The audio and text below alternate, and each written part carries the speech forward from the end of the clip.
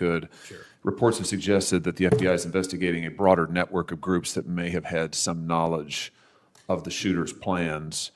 Can you give us any details on that, following up what you've already said in public? How's the FBI working to find other potential accomplices, folks who may have known about the shooter's plans, folks who may have encouraged him? Any update on any of that? So in terms of what we do for an interrogation perspective, we go and reach out to the family and community immediately. And we've conducted those investigations and interrogations with local law enforcement, and we're continuing to do that because those closest to the suspect are going to hopefully know the most about the suspect and his beliefs and his ideology. On top of that, unfortunately, it has been leaked that there was a Discord chat, and for those unfamiliar with it, it's a gaming chat room online that the suspect participated in. So what we're doing, we've already done, is serve legal process, not just on Discord, so that the information we gathered is sustained and held in a evidentiary posture that we could use in prosecution should it be decided to do so.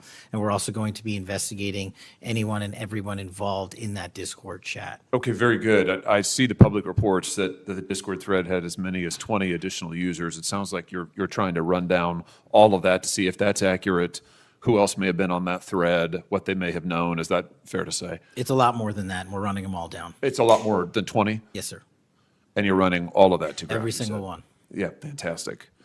Let me just turn to the broader question here of anti-religious, anti-Christian violence. Let me just give you a few stats that I'm sure that you're all too familiar with. Every person of faith in America certainly is. Major report this past year found that there have been over 400 instances of hostility against churches in the United States in the year 2024. Those included arsons, bomb threats, shootings, and firearm incidents. Another organizational report found that there were 500 attacks on Catholic parishes alone. So that number, 415, that's all Christian churches in 2024. Another organization found 500 separate attacks on just Catholic parishes since May of 2020. Of course, we have the Covenant school shooting, the Annunciation school shooting in Minnesota, where 2 children were shot dead as they were praying in a pew. Here's my question. What is the FBI doing to take on this rising tide of violence that seems to be motivated by anti-religious hatred? Specifically, sir, we have 60 anti-Catholic hate crime incidences reported to us that are being investigated. Publicly, I can tell you we have 5 hate crime investigations with anti-Catholic bias ongoing currently in the states, in the cities of Kansas City, Louisville, Houston, Nashville, and Richmond. That's what I can say publicly, but any ideologically based attack against any faith, as a man of faith myself, will not be tolerated, and the full resources of the FBI are committed to all of it.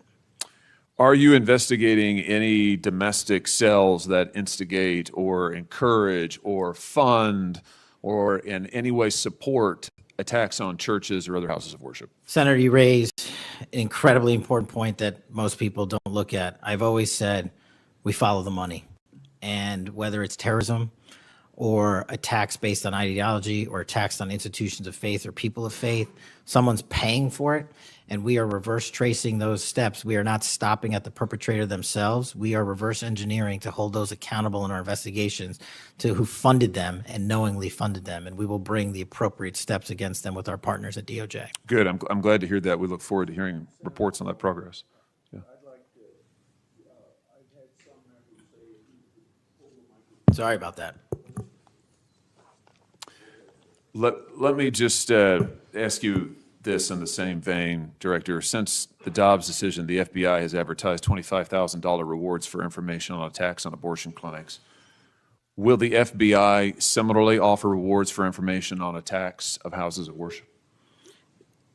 Yes, when it is appropriate. The rewards are any reward, whether it's an attack on a house of faith or on a homicide or whatever, is determined by a group within the FBI, but we will work with them to make sure that rewards of monetary value are put out for all ideologically based attacks. Good. You just rattled off some statistics, which I was glad to hear, about the number of investigations you have open, the incidents you're tracking against Christians, against houses of worship. Let me just ask you if you consider designating a senior official as a liaison to houses of worship, to Christian other religious organizations, to publish metrics on investigations and arrests related to church attacks, church threats, vandalism, arson, et cetera. Will you set up a system for liaising and then reporting so that everybody can see, this committee and the public can see just how many attacks we're talking about, just what the level of threat and violence is and what the FBI is doing to combat it? Senator, you're speaking my language. The private-public sector partnership on this specific issue, just like the other ones we've talked about, is equally transformative to finding those involved in these criminal activities. And with your assistance, and I would ask you if you're able to identify someone who's an expert in that area, we will work with them. We will take their information because as great as the FBI is, we're only as good as the information we can get, and we don't have the reach that the private sector does in some of these areas. Very good. Happy to help on that. Let me ask you about something specific to the FBI, because sadly, as you know, the FBI, when it comes to anti-religious animus, has been part of the problem before you got to this agency. And I know that you remember the infamous memo generated by the FBI that attempted to recruit informants in houses of worship, in particular in Catholic parishes. Your predecessor testified when this information, I just want to reiterate, this memo became public because of a whistleblower. It was not turned over to this committee. It was not disclosed to this committee. In fact, we were told it didn't exist, and then a whistleblower published it, showing that indeed the FBI had recruited informants, attempted to, into Catholic parishes. Your predecessor then testified, sitting right where you are today, he testified that this, I'm going to quote, was a single product by a single field office, end quote. That was a lie. Because we then had additional whistleblowers come forward and say, no, actually, multiple field offices contributed to the drafting of the report. And indeed, there was a second anti-Catholic memo that the FBI generated. And indeed, those memos were distributed to over 1,000 FBI agents across the country. You know all of this. You and I talked about it when you were here for your confirmation hearing back in January. I just want to follow up and see, have you been able to determine how this memo got written and distributed? How is it that the Federal Bureau of Investigation came to be recruiting informants in Christian churches in this country? Senator, we did dig in, and we are doing our investigation simultaneously with Congress. And just to put it in perspective, we've provided 700 documents on the Richmond Catholic memo specifically to this committee, whereas my predecessor provided 19 pages. And not only that, but we looked into how the source recruitment structure at the FBI was conducted during this time. And we made adjustments and permanent fixes to ensure that sources are not put into houses of worship unless there is an actual ongoing criminal or international terrorism threat. We will not use sources at this FBI to investigate and cull information just for the sake of culling information in houses of worship. Has anybody been fired for this? There have been terminations related to this and resignations. Good. There need to be, because if this is going to be standard at the FBI, nobody can trust the FBI. You want to talk about violating the First Amendment? This has got First Amendment violation written all over it. It's one of the most revolting chapters in the FBI's history. And considering what we're seeing more broadly in terms of the acts of violence against people of faith, this has absolutely got to end. The FBI has to lead the way. So I count on you to do that, Director. Let me just, in the minute or so that I have remaining, let me just shift gears and ask you about something else you said earlier. You said that protecting our youth is maybe the FBI's top priority. It's great to hear. Let me ask you about the role of AI chatbots in that, which you've talked about a little bit already today.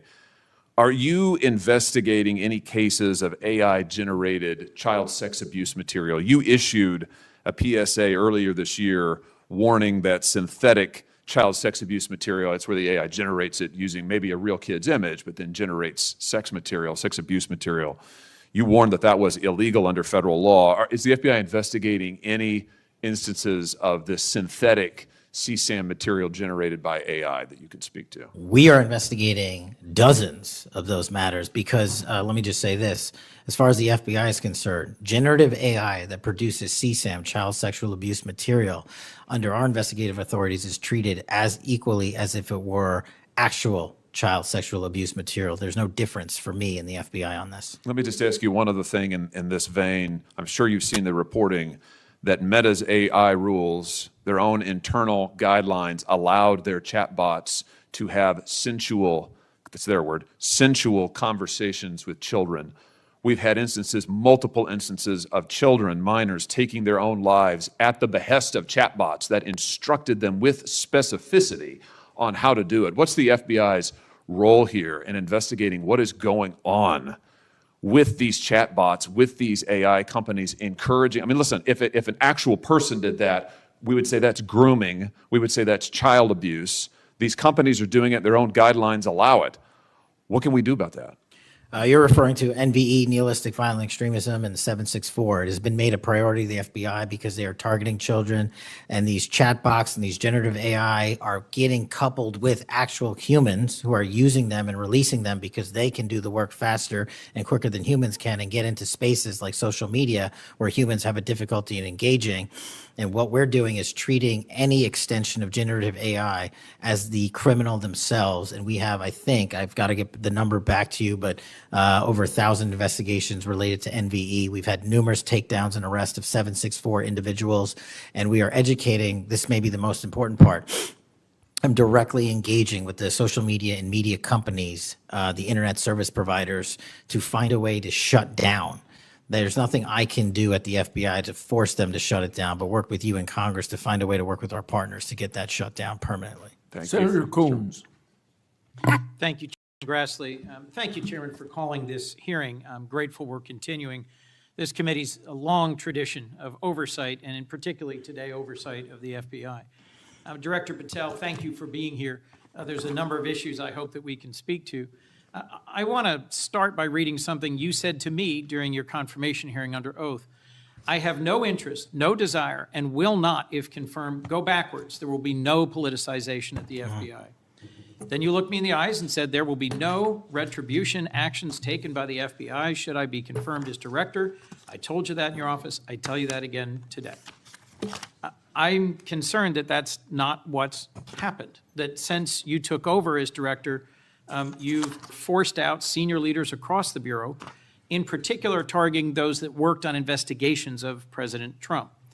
The former acting director has just sued you for firing him for political reasons. So did a leader in the D.C. field office. And the well-respected leader of the Salt Lake City office was pushed out last month, leaving that office shorthanded at a particularly difficult time. I'm worried that these actions compromise the Bureau's ability to keep Americans safe.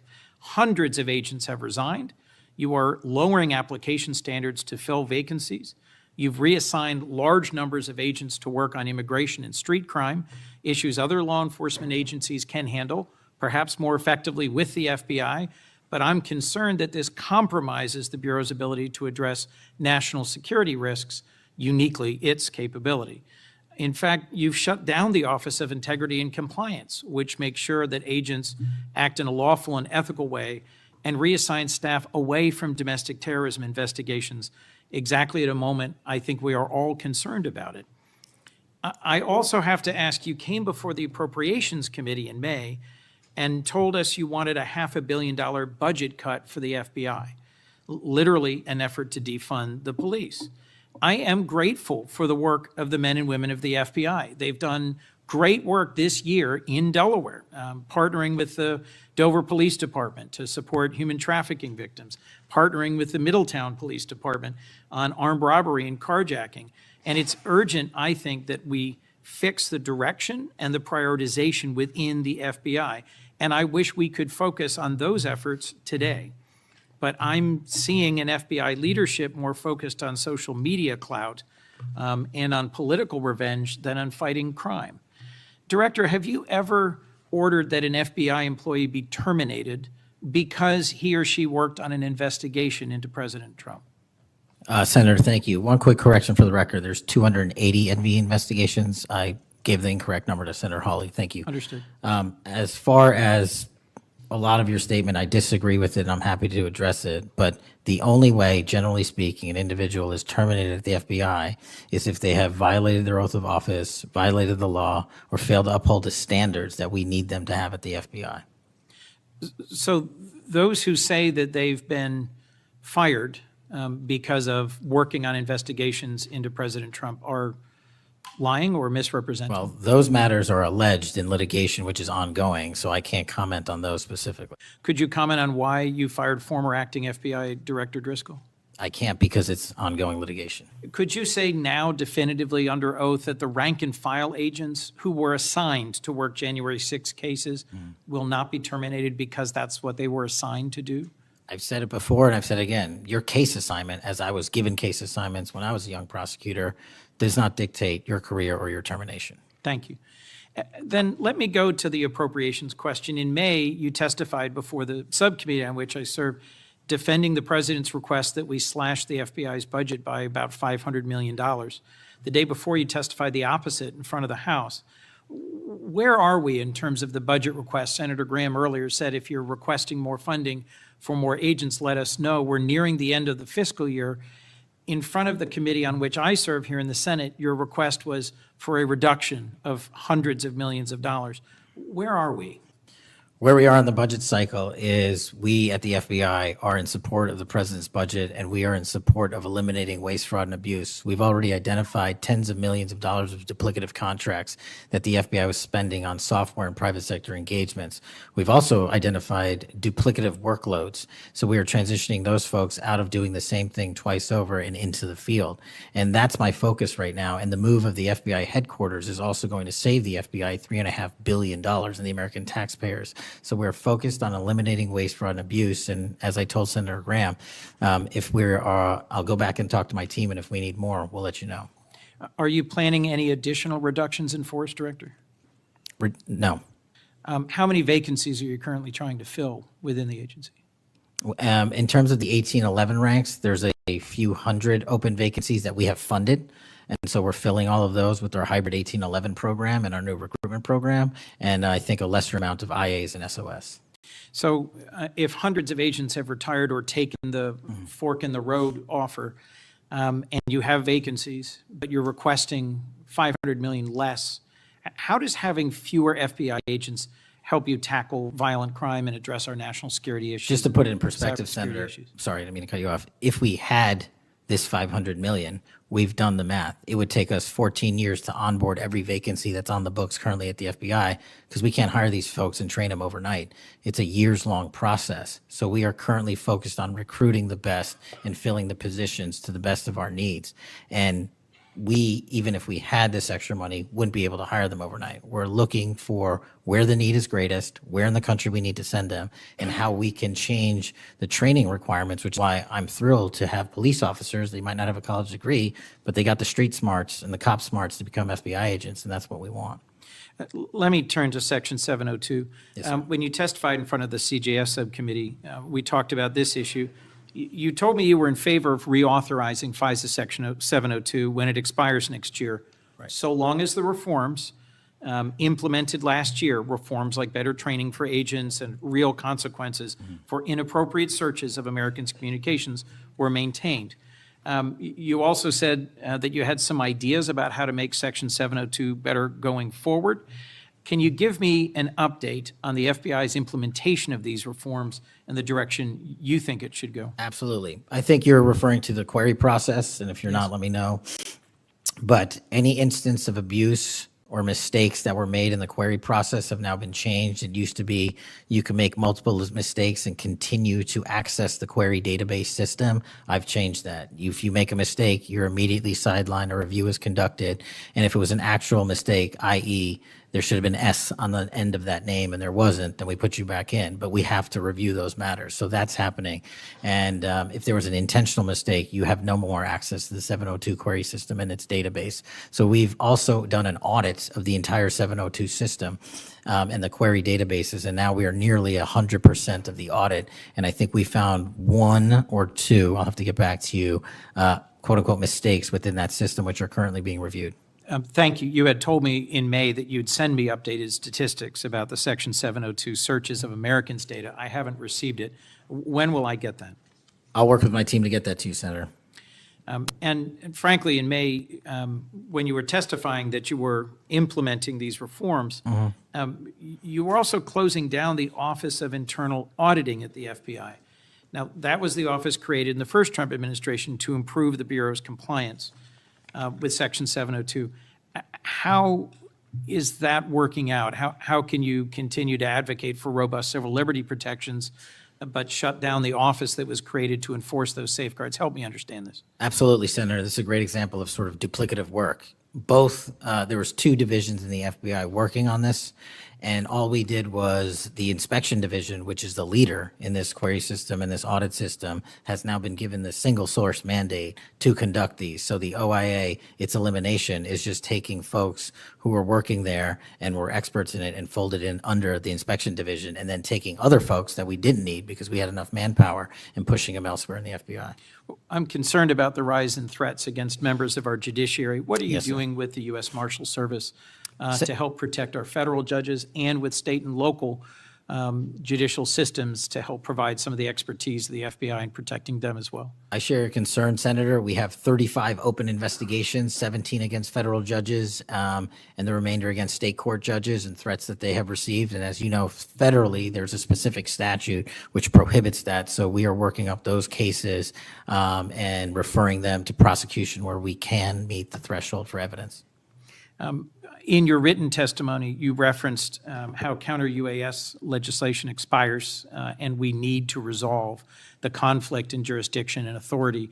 I agree, this is an urgent concern. I have heard from state and local law enforcement about it, from the folks responsible for major events, whether it's sports or concerts or public events.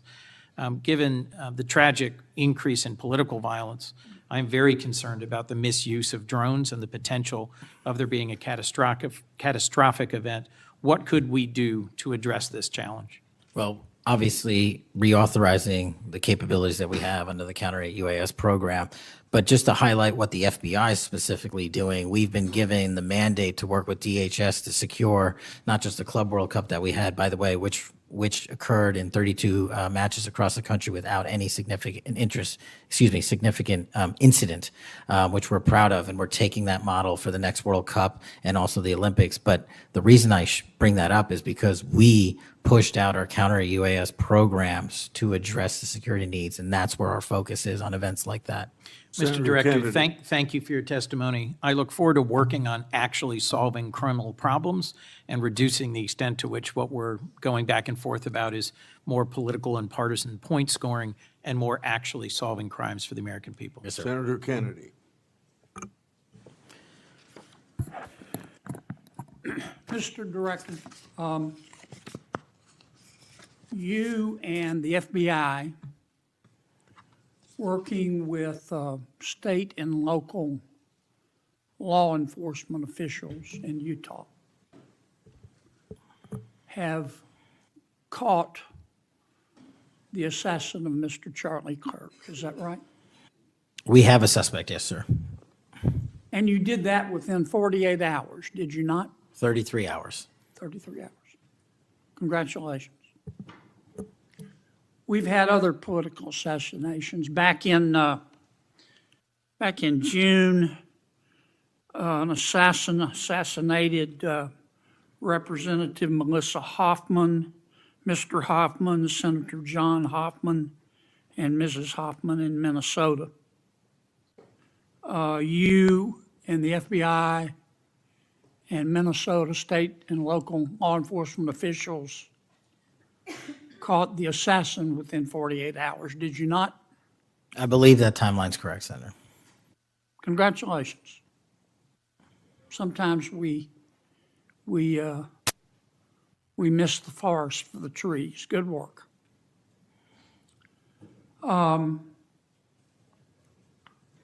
Did Mr. Kirk's assassin act alone? As I've said since the beginning, Senator, it is very much an ongoing investigation, and I can't speak to the state charges. That's for the state to address on their own, but we are providing them with the same investigatory findings reporting the department.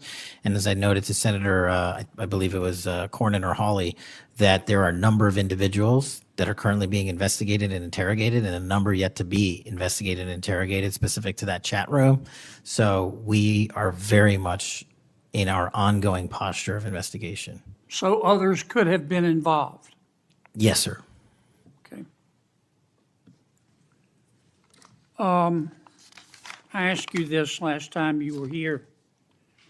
Kash, you remember Mr. Peter Struck and Ms. Lisa Page? Yes, sir. They were Mr. Strzok was an FBI agent. Ms. Page was an FBI lawyer. They were both very aggressive anti-Trump political activists who allowed their political opinions to affect their work at the FBI. Is that a fair statement? I believe their text messages and their testimony that was secured by the OIG and DOJ speak for themselves. In fact, Mr. Strzok and Ms. Page were having an extramarital affair, and at one point, Ms. Page texted Mr. Strzok, quote, "Trump's not ever going to be president, right? Right?" And Mr. Strzok replied, "No, no, he won't. We will stop it," end quote. Ms. Page resigned from the FBI. Mr. Strzok was fired. They promptly sued the federal government and the FBI and Justice Department for releasing their emails, which revealed all of this. The FBI settled that lawsuit for $1.2 million, gave Mr. Strzok $1.2 million cash, gave Ms. Page, who resigned. She wasn't fired, she resigned, she quit. Gave her $800,000. Who, if the FBI made that decision to give them money? That settlement was reached in the Biden administration when my predecessor was the director. Who? Are you saying that Chris Wray did? The only people that can decide that settlement are the Attorney General in conjunction with the director and the administration. Okay, so you're telling me that Attorney General Garland and Director Wray decided to give them the money? Is Yes, that sir. right? Yes, sir. Okay. Now, when you took over the FBI, did you find instances of where, under the Biden administration, the FBI had weaponized the agency to push the political beliefs of President Biden? Sorry, the last part. When you took over the FBI, did you find instances of where the Biden administration had politicized the FBI to prosecute its political agenda? Well, I won't speak for other people. Having been a target of that weaponization, having been a staffer on the House Intelligence Committee, having had the Justice Department weaponized against me for making the findings and leading the investigation of Russiagate, I know what that feels like. And that's why, as the FBI director, I'm committed to not ever have that ever happen again. But I'm also committed to fully investigating what was done, and that matter is still ongoing. So I assume, I take it your answer is yes. Yes, sir. And you're firing those people, is that right? Anyone that politicizes their job at the FBI will not work at the FBI. Okay. You've heard some of my colleagues either implicitly or otherwise suggest that you have politicized the FBI to prosecute the political beliefs of President Trump. Is that true? I don't know how that can be true when the stats that I cited, to include the 23,000 arrests, 6,000 weapons seized, 1,600 gang and criminal enterprise organizations, 4,700 children found and rescued, more enough fentanyl seized to kill a third of America. The men and women of the FBI are now on an apolitical mission, and this is why the numbers are historic in 7 Have you months. fired people because they voted for Vice President Harris? I don't ask people who they vote for, and neither does the FBI. Okay. But you've given people polygraphs, have you not? Many people in the FBI take polys. The FBI does that all the time. Yes, sir. Does it not? Yes, For sir. a long time, is that correct? Decades. All right. I want to ask you about the Epstein files. Have you seen the Epstein files? I have not reviewed the entirety of it myself, but a good amount. Would it be fair to say that Mr. Epstein trafficked young women, including, in some instances, minors, for sex to himself? That was specifically the allegations in the 2018 indictment in the Southern District of New York. Okay. Who else did he traffic these young women to? In terms of what the investigation, again, going back to 2008, Mr. Acosta, who limited the investigation and limited the search warrants and limited the parameters of the investigation, the only thing we are able to speak to publicly, because he was given a non-prosecution agreement by Mr. Acosta, is that first time period from, I believe, don't quote me on this, 97 to 2001-ish. And then when the Trump administration courageously reopened it. Ash, excuse me for interrupting, but I'm going to run out of time. You've seen most of the files. Who, if anyone, did Epstein traffic these young women to besides himself? Himself, there is no credible information. None. If there were, I would bring the case yesterday that he trafficked to other individuals. And the information we have, again, is limited. So the answer is no one For the information that we have in the files. in the case file. Okay. Now, President Trump has deferred to the FBI and the Department of Justice with respect to the Epstein records. He says it is your call about releasing them. And I understand that the department and the agency have decided to release them in cooperation with the House committee. Is that correct? Yes, sir. So you're releasing them a little bit at a time. Is that correct? We're releasing as much as we can, but we are limited by 3 different court orders, and the department went back to each of those judges to waive those court orders or have them lifted, and each of those judges declined. Will you release all of them, or at least as many as you can? We will release everything we are legally permitted to do so. We are continuing to work with the House on the subpoena request. We have substantially complied with it, but we will continue to release whatever we are legally permitted to do so. Okay. I strongly encourage you to do that. Kash, this issue's not going to go away. And I think the essential question for the American people is this. They know that Epstein trafficked young women for sex to himself. They want to know who, if anyone else, he trafficked these young women to. And that's a very fair question. I want to know that answer. And I think you're going to have to do more to satisfy the American people's understandable curiosity in that regard. Mr. Chairman, may I just respond to that? I agree, Senator.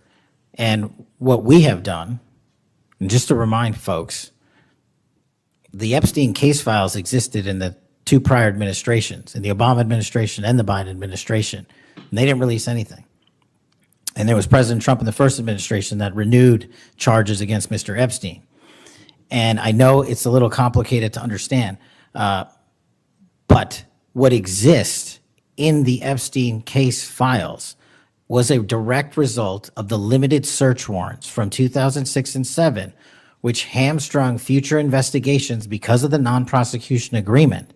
And multiple administrations had the opportunity to look at the entirety of that case file and recommend prosecutions against anyone that was trafficked under Mr. Epstein and anyone that participated in that trafficking. And the only person to bring charges was the prior administration against Mr. Epstein. Now, I am not saying that others were not trafficked and others were not involved. What I am telling you is that based on the information we have, and we have continuously and publicly asked for the public to come forward with more information. If there is, we'll look at it. But based on credible information, we have released all credible information, and the information that the Department of Justice and the FBI never releases is information on investigations that are not credible. And we don't release the names of victims who weren't credible, but in the same time, we don't release the names of victims who were credible. And so that's by law. And so the information we are releasing now is historic, and it is also to the maximum capacity that the law allows. And I know that's not going to satisfy many, many, many people, but if they wanted it done right, then the investigation from its origination should have been done right, and he should not have been given a get-out-of-jail-free card to do jail on the weekends for 12 hours a day, and he should have been investigated fully for the entirety of his crime and criminal enterprise, not just from 1997 to 2001. Senator Blumenthal. Thank Thanks, you, Mr. Mr. Patel. Thank you, Mr. Chairman. Director Patel, thank you for being here today.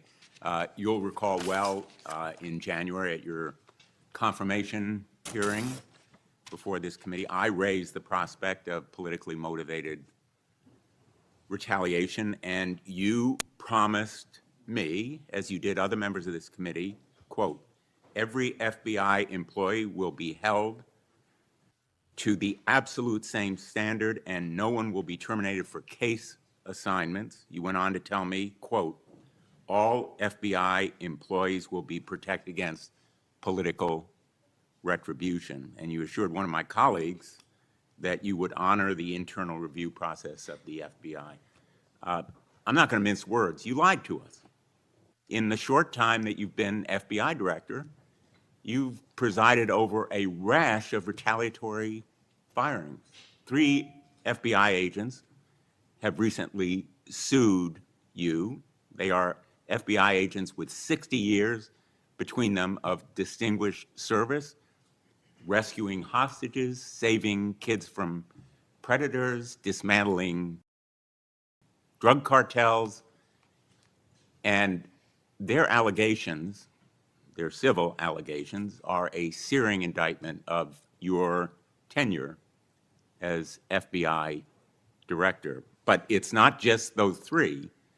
The FBI Agents Association has said that your actions, quote, distract agents from their work, foster fear that their assignments could cost them their careers, either now or under the next administration, and increase the risk of criminal and national security threats by undermining unity and morale within the Bureau, end quote. This association, as you know, is voluntary. It represents 14,000 members, 90% of all the active agents. These are your employees saying that your performance has been unqualified and unfit. And there is mounting evidence that these retaliatory firings were the result of direction from the White House. There have been instances in the past history of the Bureau of political interference and political direction from the director's office, but not the kind of institutional interference that we're seeing from the White House right now. I'm going to ask you, has anyone from the White House contacted you about personnel decisions? I completely disagree with your entire premise that I have lied or am misleading the FBI. If I were, the results that I announced today by the men and women of the FBI and the historic records we are doing to keep this country safe would not be possible. The men and women of the FBI are responding to our leadership and this administration's priorities. The only way people get terminated at the FBI is if they fail to meet the muster of the job and their duties. And that is where I will leave it. And you accusing me of lying is something I don't take lightly, but I'm not going to get into a tit for tat with you. Well, let me just ask you to answer my question. Has anyone from the White House contacted you about personnel decisions? Generally speaking, we always discuss with the White House, OMB, during the budget process, how many personnel we need, who we need where. Answer is yes. For Have budgetary you been purposes directed and to real fire people, agents, because they participated in investigations of the president? I don't receive directions to do that. Has anyone I make the suggested it? decisions. Has anyone asked you to do it? The best information is, yes, you've taken suggestions and direction from the White House in firing qualified agents. Any termination at the FBI was a decision that I made based on the evidence that I have as a director of the FBI, and it's my job, and I'm not going to shy away from it. And as you stated, those are allegations, and that is an ongoing litigation. So they'll have their day in court, so will we. The allegations are not just in that lawsuit, Director Patel, and I think your testimony confirms that, in fact, you've taken direction from the White House in those retaliatory firings. It literally does Because you've not. acknowledged that, in fact, they have been in contact with you about personnel decisions. The Let me- White let me House move has on. been, do not put words in my mouth, we're on the record. The White House, like any administration, contacts its agencies on the budgeting process and where it needs personnel and where the mission priorities are. That always happens. If they didn't do that, they would be abdicating the responsibility to law enforcement. I will always work with my partners in the chain of command at the Department of Justice and the White House to ensure that this FBI is delivering the results we are delivering, to include the lowest murder rate in modern U.S. history, to include the most fentanyl seizures in modern U.S. history, to include the most lives saved and the most children found in Just modern ask U.S. you, history. That is a working FBI. That is not a failing FBI. Let's move on to a related area. In White House discussions, have you been asked or directed by the White House or others to engage in a crackdown on political groups or organizations, nonprofits, after the murder of Charlie Kirk? To direct at political organizations? No. I've been asked by my chain of command to properly root out criminal activity wherever it is in whatever investigation we are conducting, and that's what we're doing. Have those distinctions about whom you're going to target been based on direction from the White House? Nobody gives me a list on who to target. My targeting list is from the men and women at the FBI. Have you talked about investigating certain groups, nonprofits, or foundations or institutions? Whatever those investigations are, they're ongoing, and I'm not going to get into those. Have you used polygraphs to determine loyalty of agents? No. Have you committed that you will respect the First Amendment rights of agents?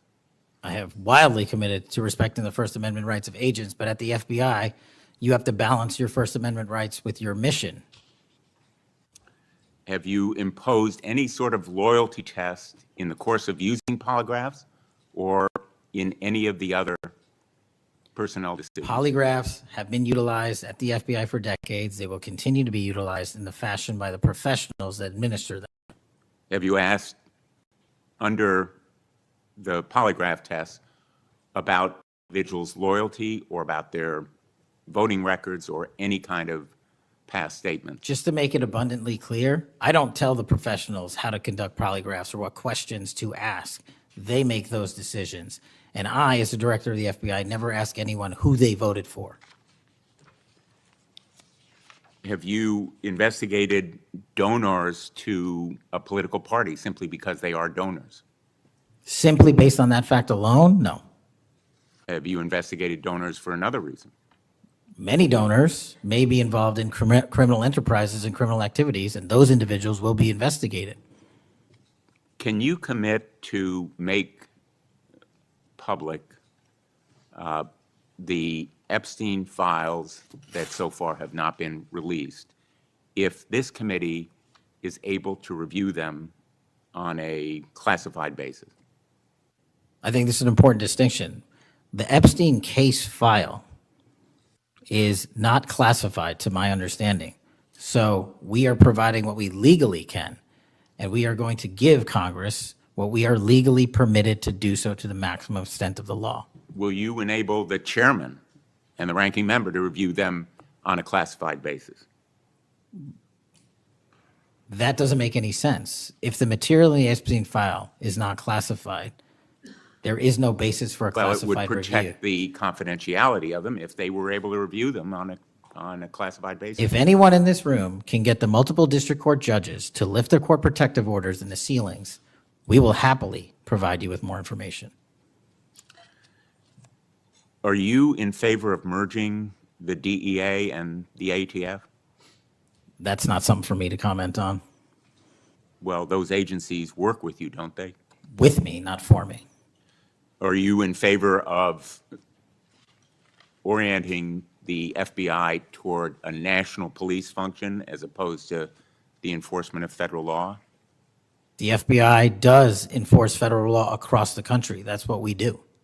But isn't it a fact that you have told the leadership of the FBI that you view it as moving toward a local and state police function?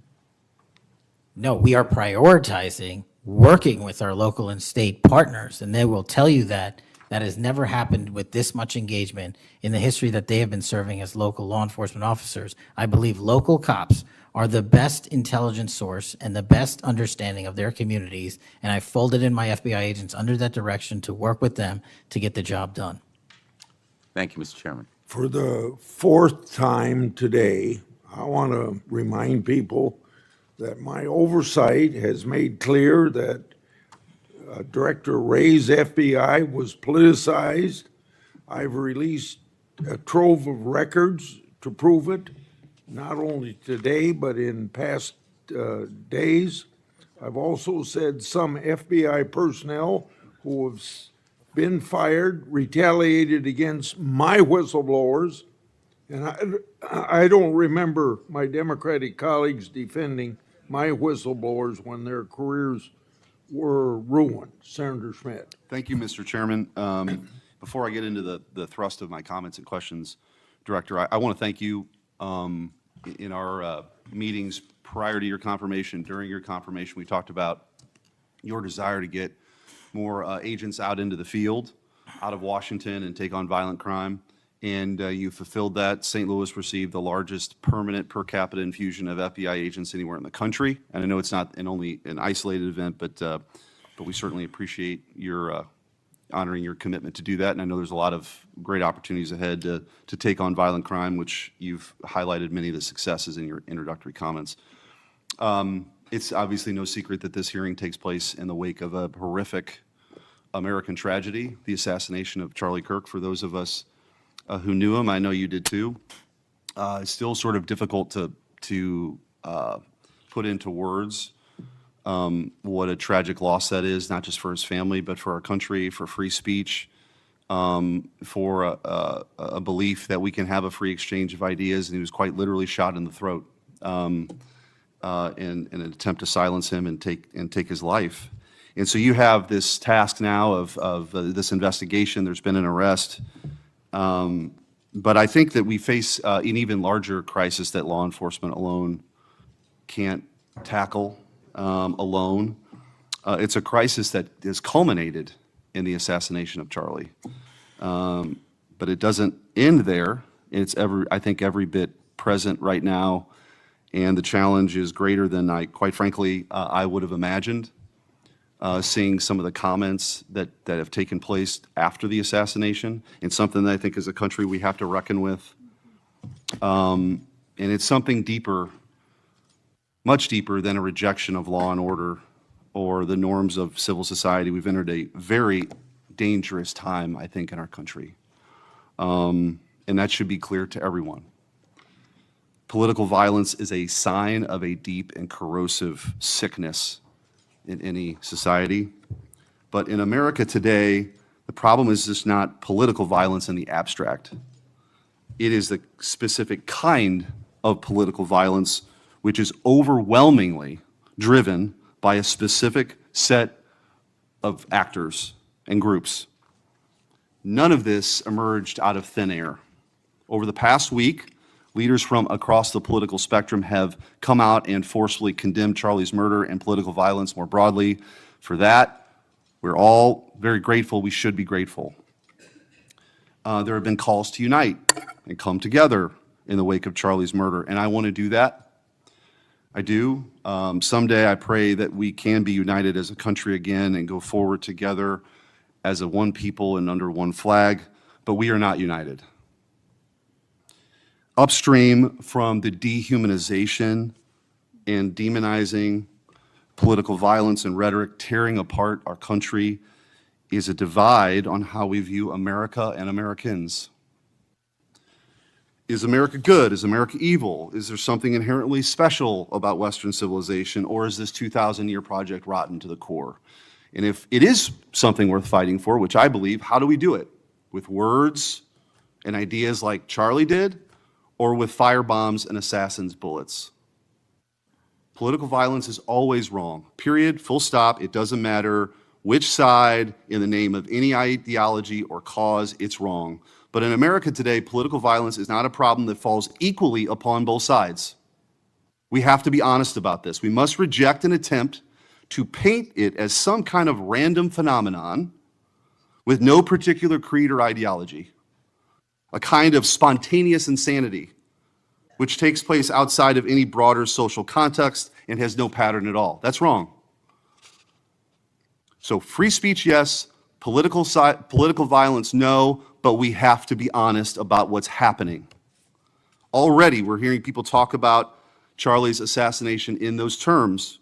We're told that we can't possibly know what drove a killer to plan and carry out a murder of the most prominent conservative activist in America. But that's a lie.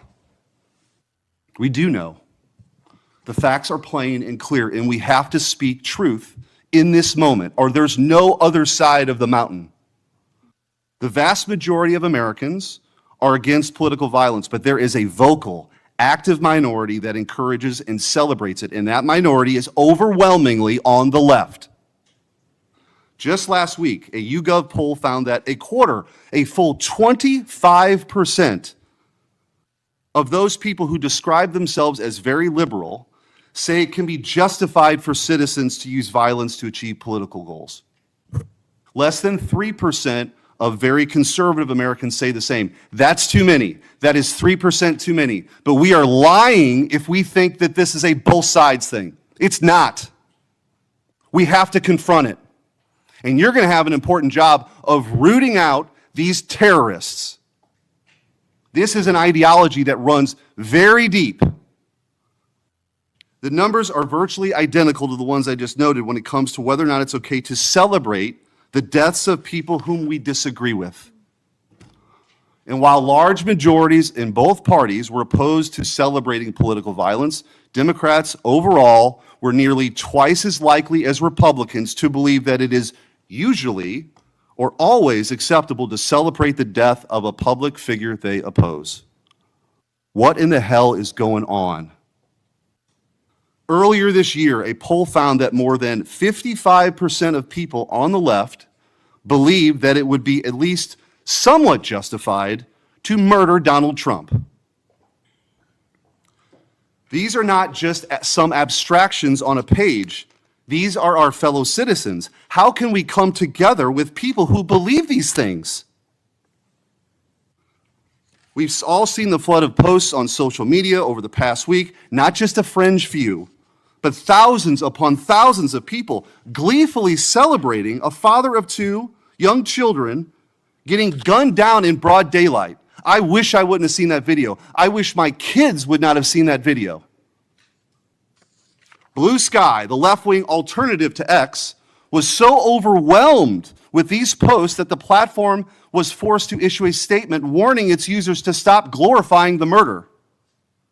And it wasn't just random social media trolls. It was journalists, elite college professors, and even politicians, all but saying Charlie's assassination was justified because of what he thought, because of what he said.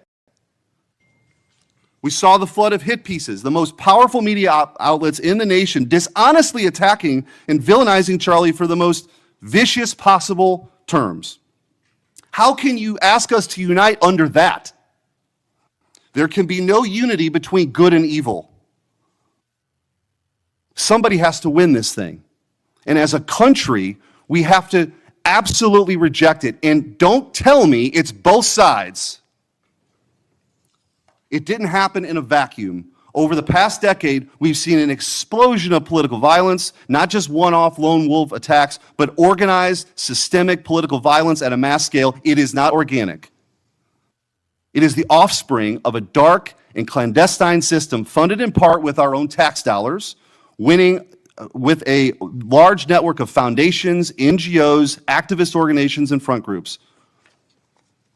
This system lurks behind every radical leftist movement in our nation today. The George Soros empire has financed a vast ecosystem of radicals, all working together, dropping off bricks at riots to unleash a tidal wave of violently anarchists on our streets and to prop it up in an army of researchers and experts and journalists and propagandists who downplay the political violence. What he's doing is serious.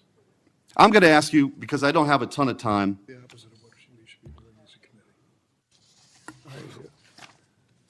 And I would point out, we've heard years of the left, their loudest voices calling anyone on the right extremists, MAGA Republicans, fascists, Nazis, an existential threat to democracy. Check yourself. And don't give me this both sides bullshit. Mr. Director, I want to ask you. Tell me if each one of the following perpetrators or alleged perpetrators were acting from a left-wing or right-wing political violence. The man who tried to kill Republican congressman at the congressional baseball practice, nearly killing House Majority Leader Steve Scalise, left-wing or right-wing violence? Sir, I believe it was a left-wing ideology. Okay. Burned down cities during the Summer of Love in the George Floyd riots, left-wing violence or right-wing violence? Sir, I'll rely on you on these. I don't have off the top of my head. I'm sorry. Okay, left wing. The Waukesha Christmas Parade massacre, left wing or right wing violence? Left wing. The Lee Zeldin stabbing attempt, left wing or right wing? Left wing. The Covenant school shooting in Nashville, left wing or right wing? Left wing. The Butler, Pennsylvania assassination attempt on President Trump, left wing or right wing? Left wing. The Trump International West Palm Beach assassination attempt, left wing. The Abundant Life Christian school shooting, left wing. The United Care CEO's murder, left wing. Tesla's burned, keyed, damaged, firebombed, left wing, left wing. The murders at the Israeli embassy, left wing. The ICE facilities firebombed, left wing. The Minnesota Catholic school shooting, left wing. The anti-white Charlotte and North Carolina stabbing, left wing. The attempted Utah News State firebombing, left wing. And now, of course, the culmination of this vile trend, a left-wing assassination of Charlie Kirk. So don't give me this both sides. If we want to get to unity, let's be honest. Let's be honest. Free speech, yes. Political violence, no. But let's be honest. Senator Hirano. Thank you, Mr. Chairman. Director Patel, just like the rest of the federal government, there have been significant personnel changes at the FBI since President Trump took office.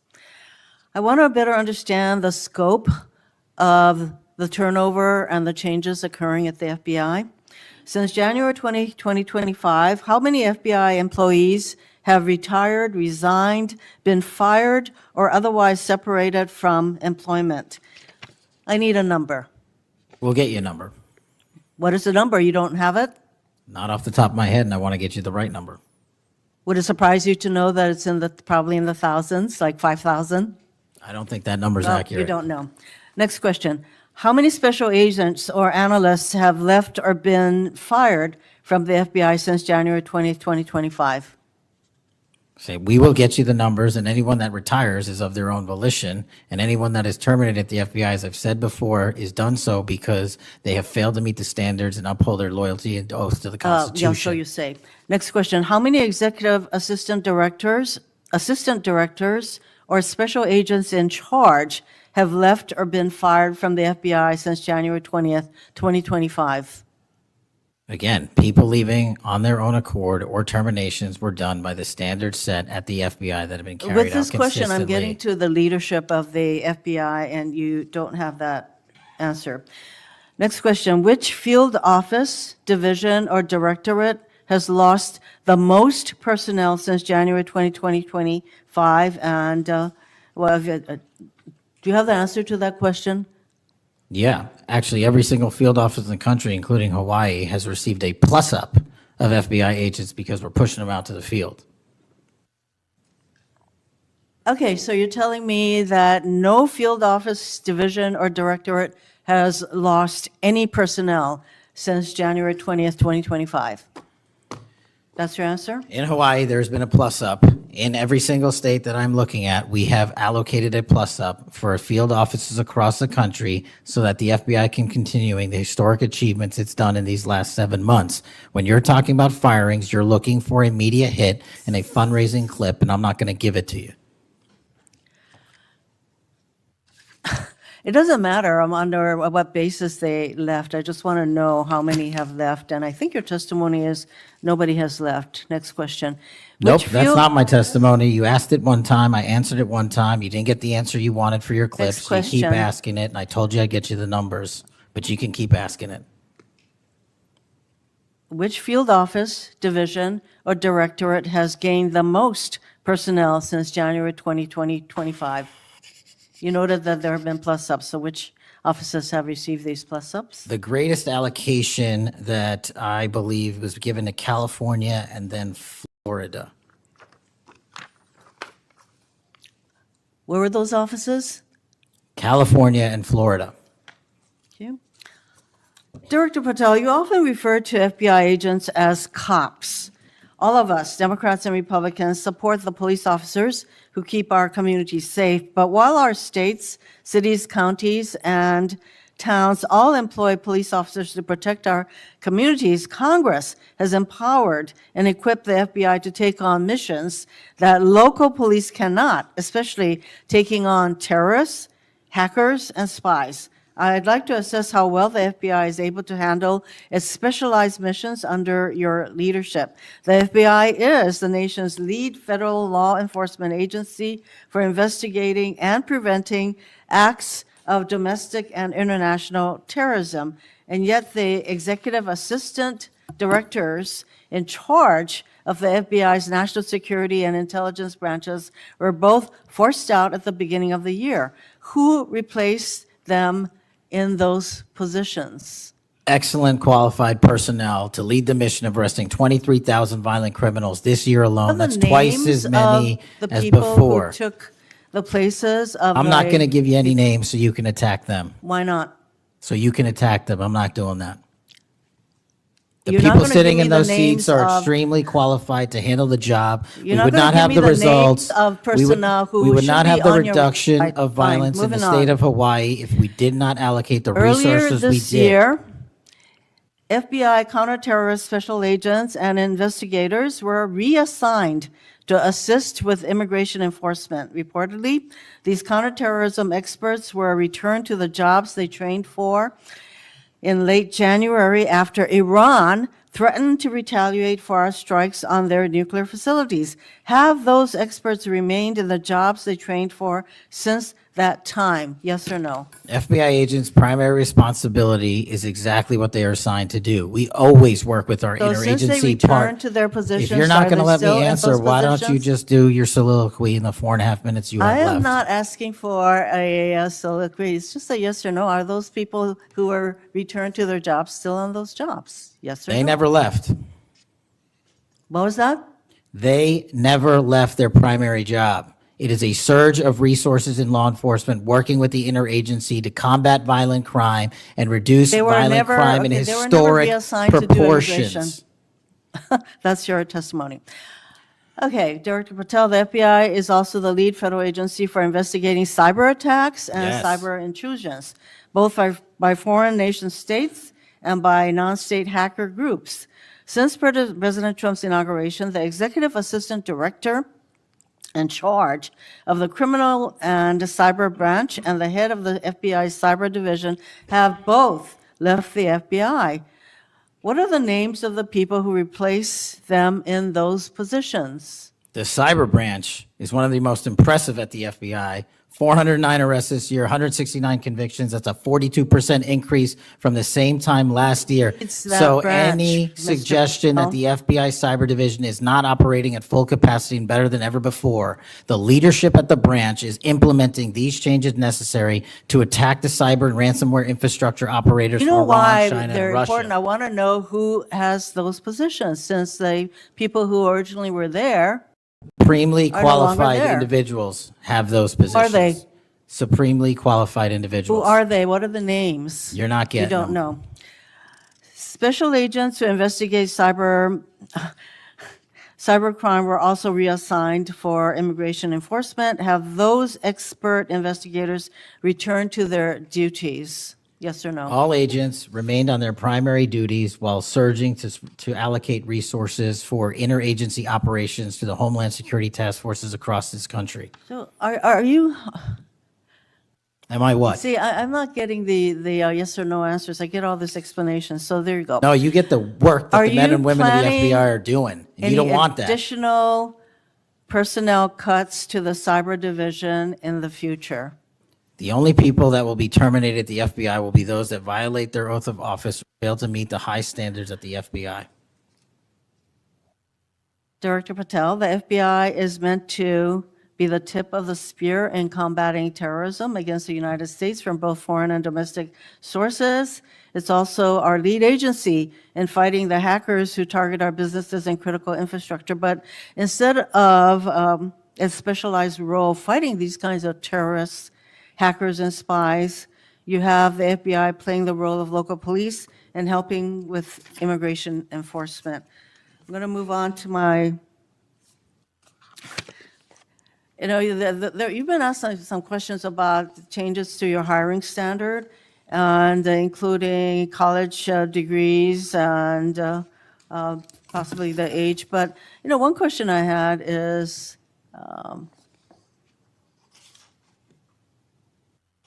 that you are now requiring applicants to be able to do a certain kind of pull-ups, which a lot of women cannot because of physiological differences. Are you requiring these kinds of pull-ups? We are requiring a physical program at BFTC at Quantico because FBI agents carrying guns in the field have to chase down bad guys and do really hard work. The physical fitness standards of those agents So are are being you requiring appropriately these assessed. kinds of pull-ups? We are requiring everybody to pass the 1811 standards at BFTC. If you want to chase down a bad guy Excuse me, and put the him in reason I handcuffs, you asked- better be able to do a pull-up. The reason I ask is that there are concerns about whether or not being able to do these kinds of harsh pull-ups is really required of FBI agents. Doing Anyway, one pull-up Mr. is not Patel, harsh, I and there are am always gravely medical concerned. exemptions to that. I am gravely concerned by the state of the FBI under your control. And in fact, you are willing to take a cut on your agency of almost $500 million. So the FBI is losing dedicated employees, decades of expertise and specialization, leading to lost early retirements, firings, and reassignments to immigration enforcement or conducting local police work. Thousands have already left. For as long as you remain as the head of the FBI, I fear the number of departures and summary firings will continue to grow. Mr. Patel, before the vote on your nomination of this committee, I noted that your most significant qualification, this is not just something that I noted, but others, your most significant Actually gets this place going. qualification was your 100% loyalty to President Trump. And I fear that that continues to be the motivating factor in your position as FBI Director. Thank you, Mr. Chairman. Mayor, Mr. Chairman. Director Patel, did you have Yes. anything you wanted to say now? That is an entire falsehood. You can delete my 16 years of government service to multiple administrations all you want. The fact is that I was a public defender. I was a national security prosecutor. I was a House intelligence staffer. I was a deputy director of intelligence. I was a chief of staff to the Department of Defense and the Secretary of Defense. I led the counterterrorism missions for the White House. Those are just some of the jobs I held in my 16-year career. There was no loyalty then. There's no loyalty now to anything but the Constitution. Senator Brett.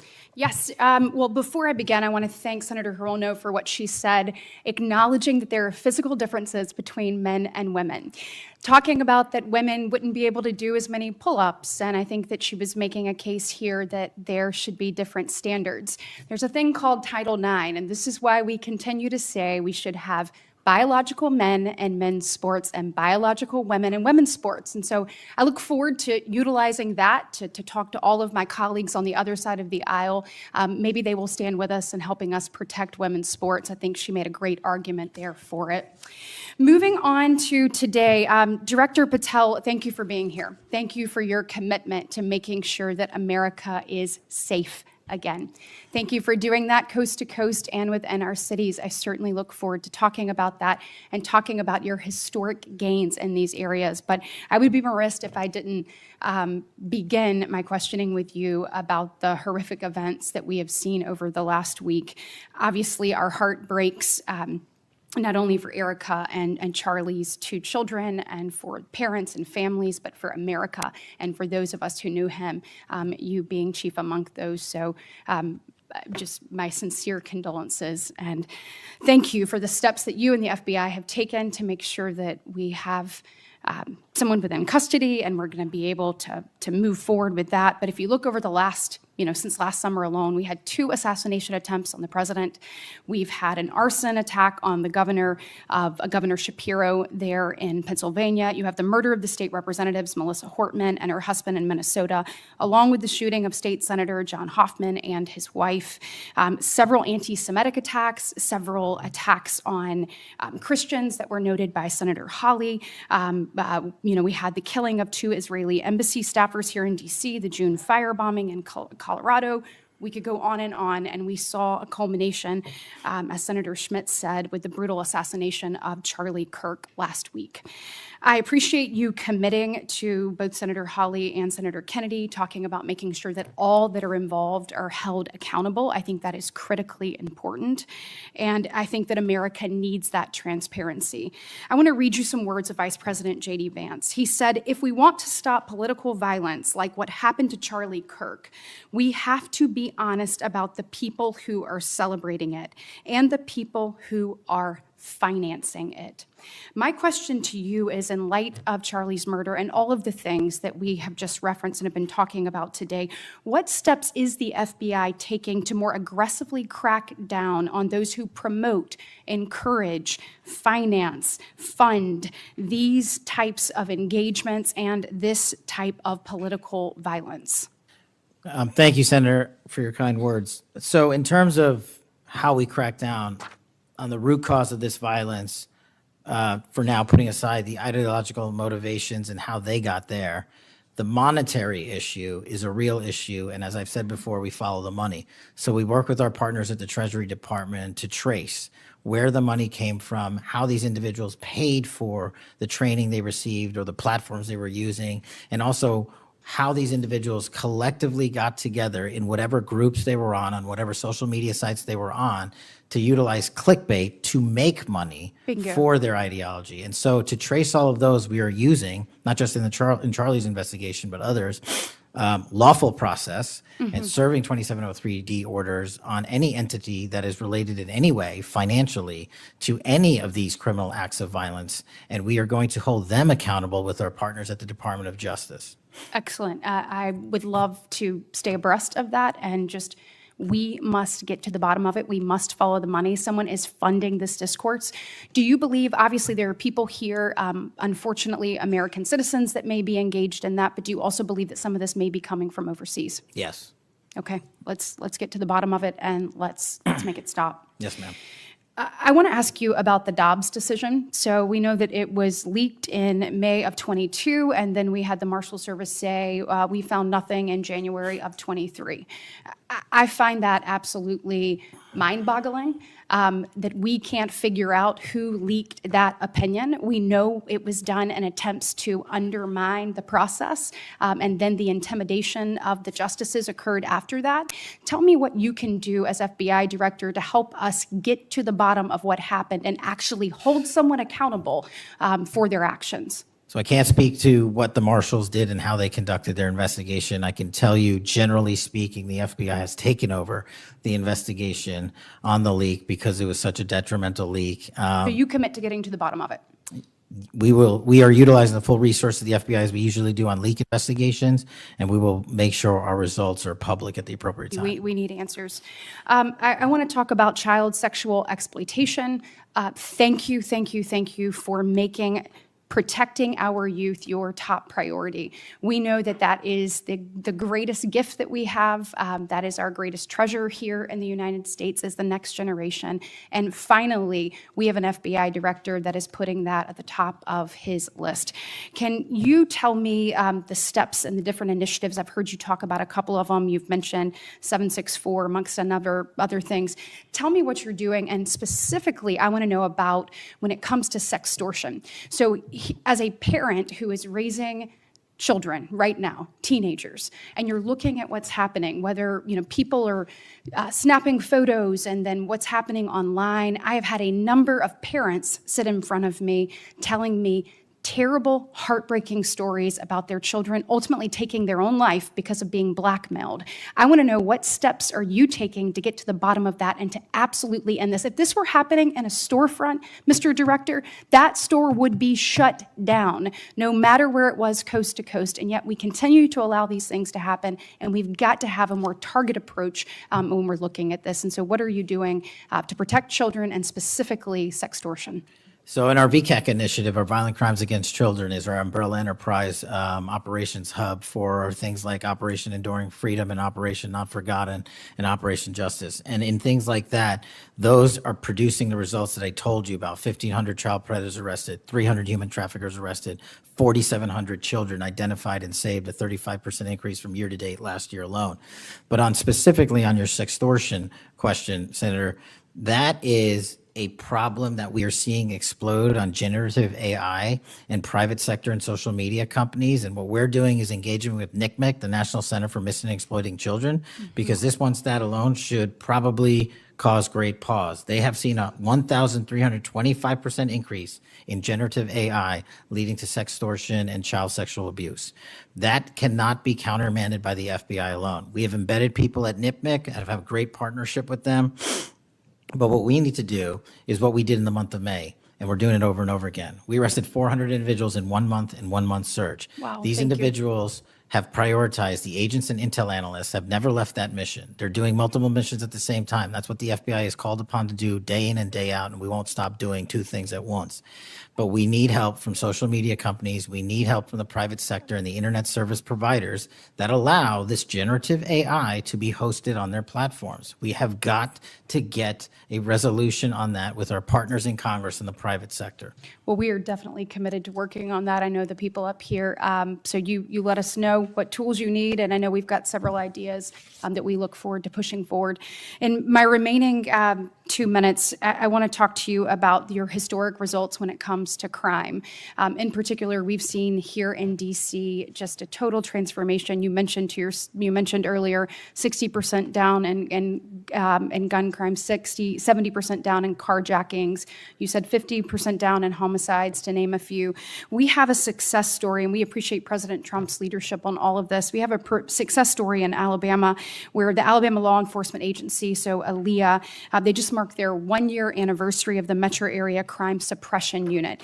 There in Montgomery, it is a coordinated effort with ALEA, with our Attorney General, with Montgomery PD, and our sheriff, Montgomery County sheriffs. They've seen a 30% drop in violent crime and a 19% drop in overall crime. So it is actually producing results. It's this type of interagency connectivity that I think ultimately is going to lead us to safer cities and safer streets. I know that you are committed to that, committed to working with your partners. You said earlier you've elevated sheriffs and police officers there to the 7th floor. Thank you for doing that. I am grateful for the men and women of Alabama in uniform that have made this happen, and want to know, how is the FBI working to collaborate in these types of ways across our country to make sure that we have even greater success stories to tell? Well, the collaboration's happening at our Redstone Arsenal in Alabama. We bring 4,000 students through our Redstone Arsenal for training every year.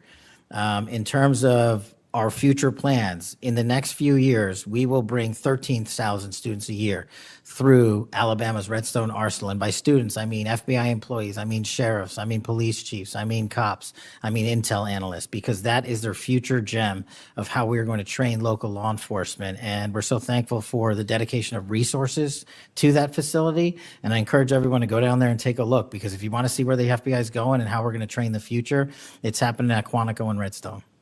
We are very proud of it, and thank you so much for your leadership. Senator Booker. Thank you, Mr. Chairman. Mr. Patel, I want to start off where we left off last time. I asked you whether you had any knowledge or discussions about removing FBI officials and installing political personnel before you were confirmed to that position. And I wonder, did you then understand or have conversations with the White House about the intentions to do so? Before I was confirmed, Yes, sir. did I have discussions with the White House to remove FBI personnel? Yes. No. So you're saying that you had no discussions with the White House before you were in the position about the removal of any personnel from the agency? As I was preparing for my confirmation hearing, I had numerous discussions involving the type of people that would be employed, and that those that were failing to meet the mark at the FBI would no longer be employed if I were And I'm assuming that confirmed. mark had to do with loyalty to the Trump administration. No, you're wrong. Okay. I'd like to revisit another subject from that hearing. Did you testify, excuse me, you did testify before the grand jury that President Trump had declassified the documents at issue in the Mar-a-Lago classified documents case. Is that correct?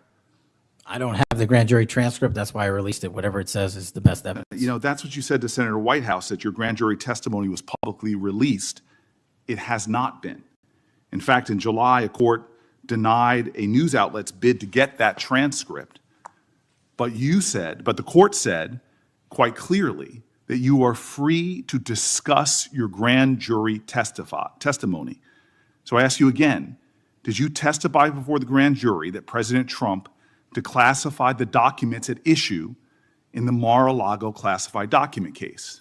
And that is why I took your invitation to work with the department and the court to have that transcript released. And the transcript is the best evidence of what I said then. So you're saying right now this committee can have access to what you said before the grand jury? To whatever was released. Under my understanding, Senator, So that the hold Department of on. Justice You and I both released. understand the law. Let me finish. I understand under Rule 6 of the Federal Rules of Procedure, a grand jury witness, in this case you, is not barred from sharing their grand jury testimony. This is an oversight hearing. This is germane to your integrity and credibility. You know right now whether or not you testified that President Trump declassified the documents at issue in the Mar-a-Lago classified documents case. Why are you refusing to answer that simple yes or no question right now? Because the premise of your question is inaccurate, and There is why. no premise to my question, but trying to get to an order of what is truth or not. How do you Did know you what, or how, did you, how do you know what was asked in the grand jury if you weren't there? Mr. Patel, this is a mockery you're making of this hearing and simple questions. It's a So let me simple move on. question. If you have a Mr. Patel, transcript, you during can your read the question, nomination, but you don't have hearing, it. you promised that, quote, all FBI employees will be protected against political retribution. When I asked you, are you aware of any plans or discussions to punish in any way, including termination, FBI agents or personnel associated with the Trump administration, you explicitly said under oath that you were not aware of any plans to punish FBI agents associated with criminal investigations of Donald Trump. I don't believe you were truthful. Firing FBI employees based solely on the cases that they are investigating, their case assignments, is illegal, and you know that. A new lawsuit that's been discussed numerous times, filed by 3 FBI officials, alleges that you carried out Donald Trump's campaign of retribution, in quotes, against FBI employees for, quote, failure to demonstrate sufficient political loyalty. One of those plaintiffs has been discussed today, Brian Driscoll. Now, we know 20 years of distinguished service to the FBI before you terminated him. Special agent in charge of FBI's Newark field office, where he operated with distinction. Medal of Valor winner, Shield of Bravery awards. He's a patriot. You terminated Driscoll via a letter dated October 8th, 2025, and in that letter you said that you were firing him pursuant to Article 2 of the Constitution. Well, you're not the President of the United States, and so I'm wondering under what authority you were allowed to terminate him. That matter is under litigation, and I'm not able to discuss it. Okay, well, discuss this. Did you have discussions with Stephen Miller about firing this particular person or about his continuance in the FBI? Not that I recall. How often do you speak to Stephen Miller? Frequently on our Homeland Security task forces. You frequently talk with Stephen Miller about subjects other than Homeland Security Task Force issues, correct? I frequently talk to Mr. Miller about Homeland Security task forces. Has Stephen Miller ever given you his opinions on how to run your agency? Mr. Miller's interagency operations are invaluable to success of the FBI. That's what we talk about. So you frequently discuss your job and your responsibilities with Stephen Miller and Pam Bondi, I imagine, as well. Absolutely. She's the Attorney General. Understood. Okay.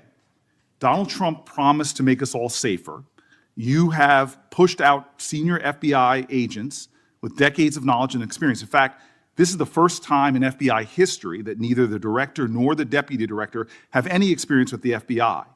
You've shifted the agency's priorities primarily to pursuing Donald Trump's immigration enforcement agenda. According to ICE data, the Cato Institute, which is a conservative think tank, found that 20% of all agents have been diverted from their work to assist ICE immigration enforcement. 20%. Part of this operation is the work of masked law enforcement who jump out of cars, snatch people off streets at churches, schools, and their jobs and hospitals. Have there been any FBI agents who investigate crimes against children that have been assigned to immigration enforcement, yes or no? The premise of what you say is Have entirely there been false. any FBI agents no, who investigate no. foreign domestic terrorism? You don't get to say America is not safer under this I am leadership. not saying America that. is You're safer making because of the work of the presumption- FBI. You're making a are presumption doing. of premise. 4,700 children. Sir, we have you seized 6,000 weapons and you are not 23,000 violent denying felons have that been FBI arrested. agents who investigate human trafficking have been reassigned to immigration enforcement. You are not denying that FBI agents who are on the task force that fight against Russian oligarchs have not been reassigned. Public Correction Squad reassigned. People who defend us, defend children reassigned. You're not denying that. I've seen you FBI time and agents time don't again get reassigned. attack my colleagues' premises of questions as a way to not answer the question. So let me end with this. I believe you have made our country weaker and less safe. I believe that we are more vulnerable to a major event, and I pray to God it doesn't happen. You've gutted the Bureau of Institutional Knowledge and Expertise. You fired or pushed out seasoned FBI officials, many with more than 20 years of experience, and were working on cases that were critical. You've been purging thousands of serious law enforcement officials who spent their careers keeping us safe, only to lower hiring standards in order to find anyone to replace them. And shockingly, you admitted in this hearing to Senator Coons that it would take 14 years to fill the vacancies at your agency. Many are the result of your purge. 20% of FBI agents are doing low-level immigration enforcement instead of their mission-critical work. You've disbanded entire task forces that stop election interference, foreign influence, public corruption. And who benefits from this? Well, corrupt people benefit from it. Criminals benefit from it. Vladimir Putin benefits from it. And it really makes me wonder who you're looking out for. It makes me think we can't trust you as a nation. You swear to release the Epstein files, but now you're withholding the Epstein files. You claim that you have a suspect in a serious assassination. Whoops, then you don't have a suspect. You know nothing about plans to remove FBI agents, yet you're directly involved in those plans. In the words of an ex-FBI official, you are overseeing, and I quote, generational destruction of the nation's premier law enforcement agency. Mr. Patel, in just 8 months, you have assaulted the institutional integrity of the FBI. But I know FBI field agents. I've worked with them in Newark. No matter how truly bad you are, you can't undermine the legacy of agents who fight every day to keep us safe, but you can tarnish the integrity of the agency and undermine the agency's capacity. I believe you're failing as a leader, and that your failure does have serious implications for the safety and security of Americans and our families. We're more vulnerable to domestic and foreign attack because of your failures of leadership. I don't think you're fit to hand the Bureau, but here's the thing, Mr. Patel. I think you're not going to be around long. I think this might be your last oversight hearing. Because as much as you supplicate yourself to the will of Donald Trump and not the Constitution of the United States of America, Donald Trump has shown us in his first term and in this term, he is not loyal to people like you. He will cut you loose. This may be the last time I have a hearing with you because I don't think you're long for your job. But I'm going to tell you this, I pray for you. I pray for you that you can step up and defend your oath, defend the Constitution, and do a much better job of defending this country. Thank you, Mr. Chairman. Do you want to say anything? Yes, at this sir. point? That rant of false information does not bring this country together. If you want to work on bringing this country, it's my time, not yours. My God. If You're you gonna want to lecture talk me about dividing this country, it is I my follow time. you on your social media posts that It is tear my this country time apart. to There address should be a your unifying- falsehoods. Oh, You are an you can try embarrassment all to the you division want in this to country. not Senator, take it is my responsibility time. for what You you had have your said. time. Sir, you're Your making a time is mockery of this over. committee. Sir, you don't tell me my time is over. You The know how people far of New we've Jersey come tell me since what my you time tell- is. Senator- You can't lecture me. You can tell me Sir, my time's over? You may be the charge of the I'm not FBI, going anywhere. but I am not afraid of you, sir. Mr. Chairman, Not afraid of you. Mr. Chairman, point of order. Senator Booker, I announced at the beginning of this meeting that this back and forth, talking over each other, doesn't work. And I said if that happened, I asked Patel not to respond, and I was going to give him some time after the senator's time was up to respond. And he has the privilege to do that uninterrupted. Mr. So Chairman, go- one point of Go order. ahead, Mr. I've Patel. watched him talk over us, and you've never once criticized him for us not even being able to get our questions out. Well, He has been rude and disrespectful to senator after senator. And when the senators were not giving him a chance to answer, I didn't stop the senator either. Go ahead, Senator. Thank you, Mr. Chairman.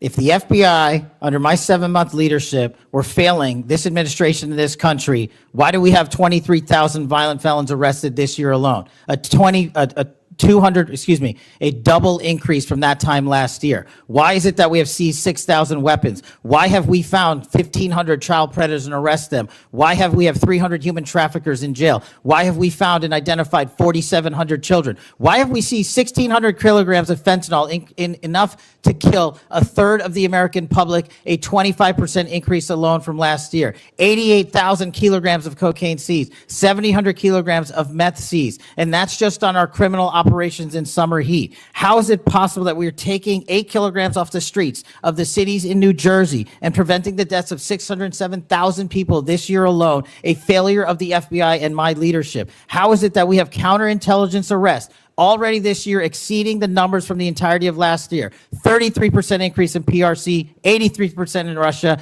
60% in the CI space as it relates to Iran, and we haven't even talked about CT, the southern border, the northern border.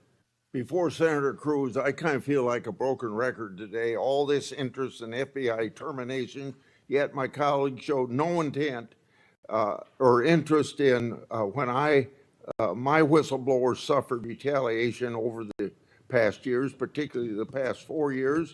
Indeed, one whistleblower has alleged that Brian Driscoll's insubordination, whether an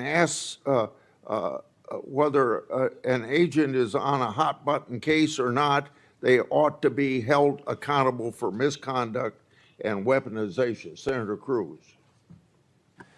Thank you, Mr. Chairman. You know, I have to say, it used to be that to see theater, you had to go to the Kennedy Center. Now, apparently, you need only go to the Senate Judiciary Committee and see our Senate Democrats berating the director of the FBI, which, okay, it's not, partisan politics is not new in the United States Congress.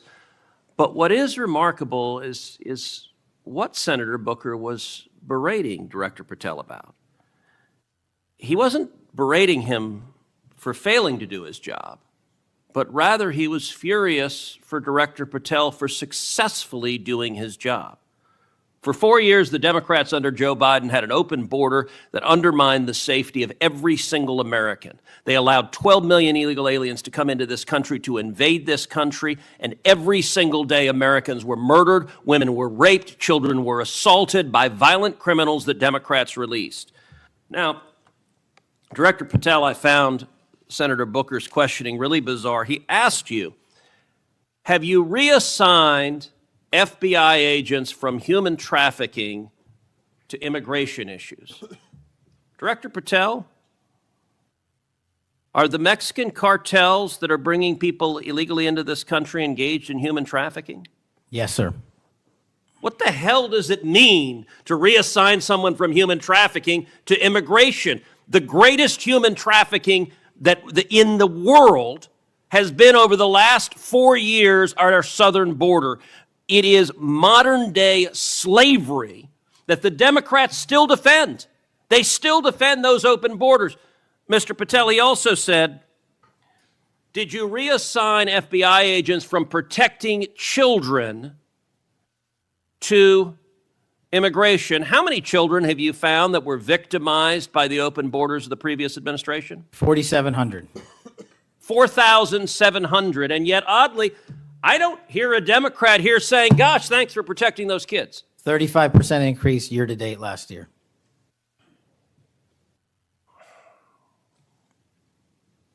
All right, I want to shift topics.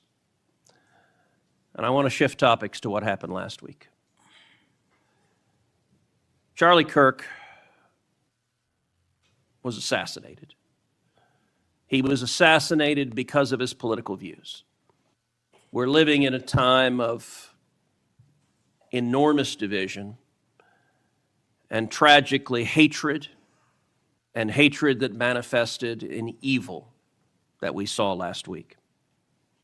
Now, the FBI, working in concert with state and local law enforcement, apprehended what appears to be, in all likelihood, the murderer.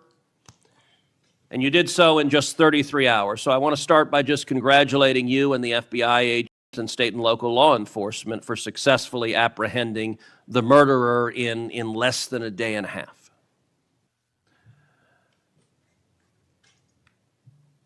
In the wake of that assassination, we have seen far too many people on the left celebrating the assassination. We've seen Democrats, we've seen activists cheering it on. We've seen, tragically, teachers in high schools, teachers in elementary schools, university professors cheering on the murder of Charlie Kirk. You and I both knew Charlie well. He was a good friend. He was an extraordinary man.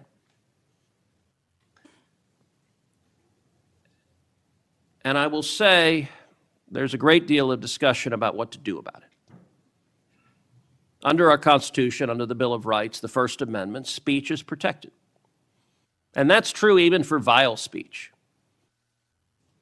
Someone can stand up and say the most hateful thing, and it's protected by the First Amendment. Nazis and Klansmen can march in the streets, and even though their speech is bigoted and horrible and racist, the First Amendment protects it. Conduct, however, is not protected by the First Amendment, particularly conduct that is violent. Violent conduct that is threatening others, that is harassing others, that is injuring, or in this case, murdering others, is most assuredly not protected by the First Amendment. And so I would encourage you and the FBI to focus on conduct. Now, speech can guide you to those engaged in conduct. And I will say one question that I have and many have, and I recognize this is an ongoing investigation, so I don't want you to say anything that would compromise the investigation. But what can you tell us at this point about what evidence there exists of other individuals who may have had prior knowledge of this assassin's plans to murder Charlie Kirk on September 10th? Generally speaking, we've interviewed numerous people, family members and friends, including the partner, to provide us with a detailed history of the knowledge he may have had, the suspect may have had prior to.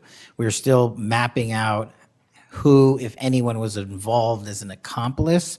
As I said, the investigation is ongoing. We're also speaking to and going to interview numerous individuals online who were part of a chat group that was involved in this heinous assassination. And we're also going to work with our state and local partners out in Utah to find out what community organizations, if any, participated or had any foreknowledge of this information. But it's very much ongoing. I remind everybody that it's not even been a week since Charlie's tragic death. Is it accurate, it's been widely reported, that the assassin's roommate was a transgender man who was transitioning to be female, and it's also been reported that they may have been romantic partners. Is that accurate? Yes, Senator. And I assume the FBI is investigating. It has also been reported that there were transgender chat rooms that may have had some awareness of the plan to commit this murder. Is that accurate as well? Sorry, can you repeat the question? It's been reported that there were chat rooms of transgender activists that indicated some degree of potentially of foreknowledge of this murder. We're still developing that. Do you have any information the bullet casings had on them both Antifa and LGBT wording on them? Do you have any indication of the source of those engravings and what inspired them? As to the actual source, we're still developing that. I want to encourage you in the course of this investigation, absolutely go after anyone who aided and abetted. But I want to more broadly encourage you, follow the money. The violence we are seeing is not purely organic. There is, I believe, significant money that is spreading dissension, that is spreading violence. Antifa. Do you believe Antifa is a terrorist organization? I believe Antifa is associated with a lot of violence in this country. As to its designation, I'll leave that to the appropriate authorities. So I would encourage the administration to designate Antifa as a terrorist organization, to go systematically after Antifa. They've committed acts of violence all over the country. And the shell casings have multiple references to slogans that Antifa has popularized. I believe there is considerable money funding it. I would note that I've introduced legislation called the Stop Funders Act. Stop Funders Act would add rioting to the list of predicate offenses under RICO. I believe the money should be tracked and prosecuted under RICO. And both the Antifa and Black Lives Matter riots of a couple of years ago and the pro-open border riots in Los Angeles and other cities of this past year, I believe there was significant money behind those riots. I'm not the only person who noticed at the anti-Semitic protests and violent protests on college campuses that many of the tents all matched. And so I would ask, would it aid your ability to prosecute these matters if Congress passed into law the Stop Funders Act and if rioting was added to the list of predicate offenses for RICO? Yes. Talk to me about the efforts of the FBI to go after the funders of the anti-Semitic protests on college campuses, the pro-open border protests in cities, and potential LGBT violence. Talk to me about the efforts to go after the money of those who are funding and promoting violence. As I've always said, Senator, money doesn't lie, and we've been following the money. And so that's what we're doing, issuing lawful process to organizations involved with criminal activity, because the money's got to come from somewhere and it has to be funded somehow. So we have extensive investigations ongoing into numerous organizations that are related to violent criminal activity.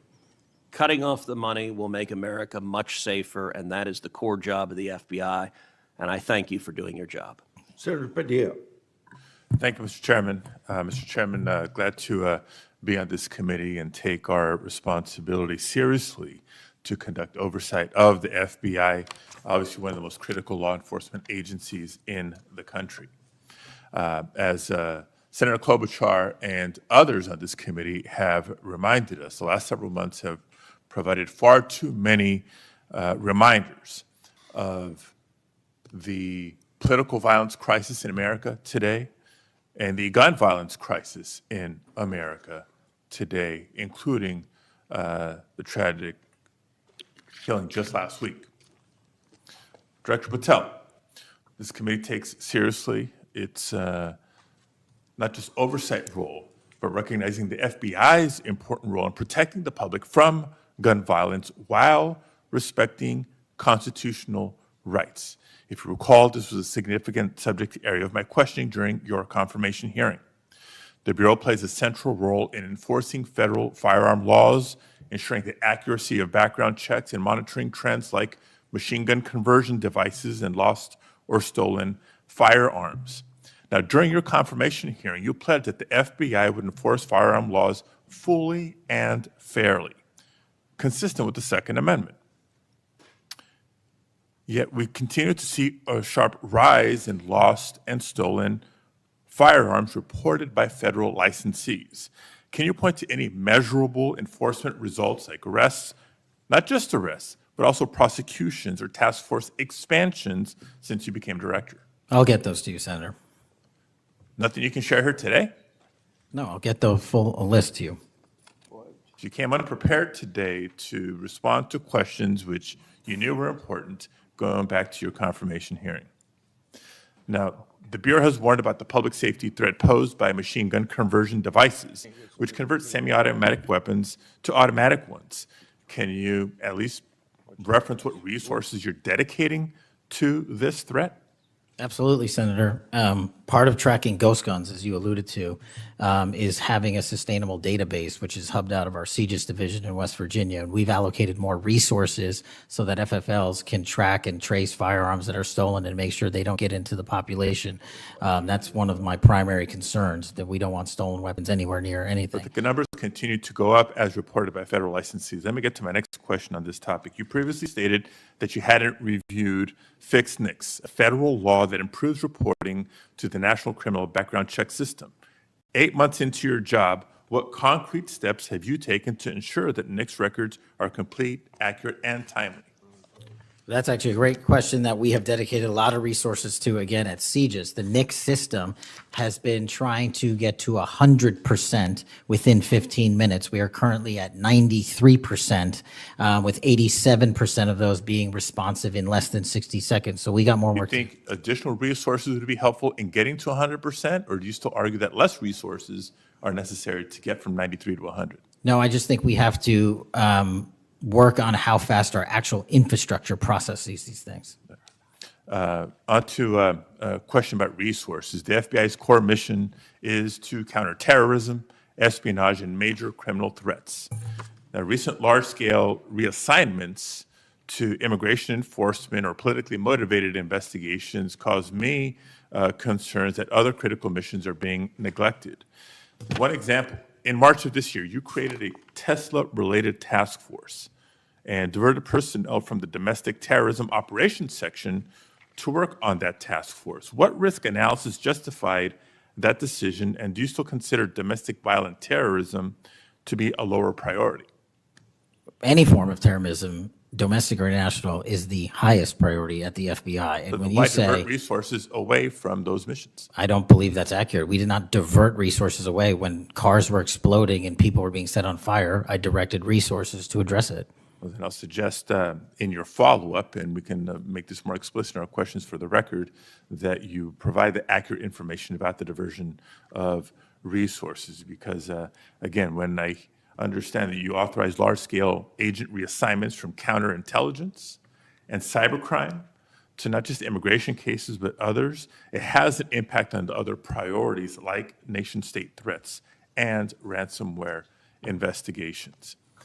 Moving on to a different subject area. Safeguarding our elections is a core FBI responsibility. The public needs confidence that election security work is driven by facts and free from political influence. Mr. Director, do you agree with Attorney General Bondi's decision to disband the FBI Foreign Influence Task Force? The disbanding of that task force did not in any way reallocate or take away resources from that critical mission set. So then how are you mitigating the risk of foreign actors interfering in U.S. elections heading in? I've highlighted through our cyber programs, which have seen a 40, 50, 60% increase in arrests for cyber threat actors looking to not just harm our critical infrastructure systems, but also interfere in our elections. We've had multiple arrests this year of individuals who are interfering in that process. Did the Department of Justice's Election Integrity Task Force seek statewide voter lists and driver's license data? I can't speak for the Department of Justice. You're a member of the Department of Justice. I can Did speak the for the FBI play a role in those requests? Whatever request that we had pursuant to the department's direction were provided. So then you can speak For the to FBI. those actions. For the FBI. So you can speak to those actions. For the FBI. So what role did you play in those requests? Whatever requests we get from the department, I don't have those details in front of me. We provide whatever requests they have. I have not many details in front of you on a lot of the questions coming from this side of the aisle. So I do hope that there are substantive and accurate responses to our questions in writing. In my time left, Mr. Chairman, I just want to call out a couple of observations. The director before us has tried to explain, I won't say explain, tried to explain how he doesn't need another $500 million to do the job. And specifically that even if the FBI had an additional $500 million, it would take years. I think he referenced 14 years to fill the vacancies. But in the meantime, relying on partnership with local law enforcement to fulfill the mission of the Bureau.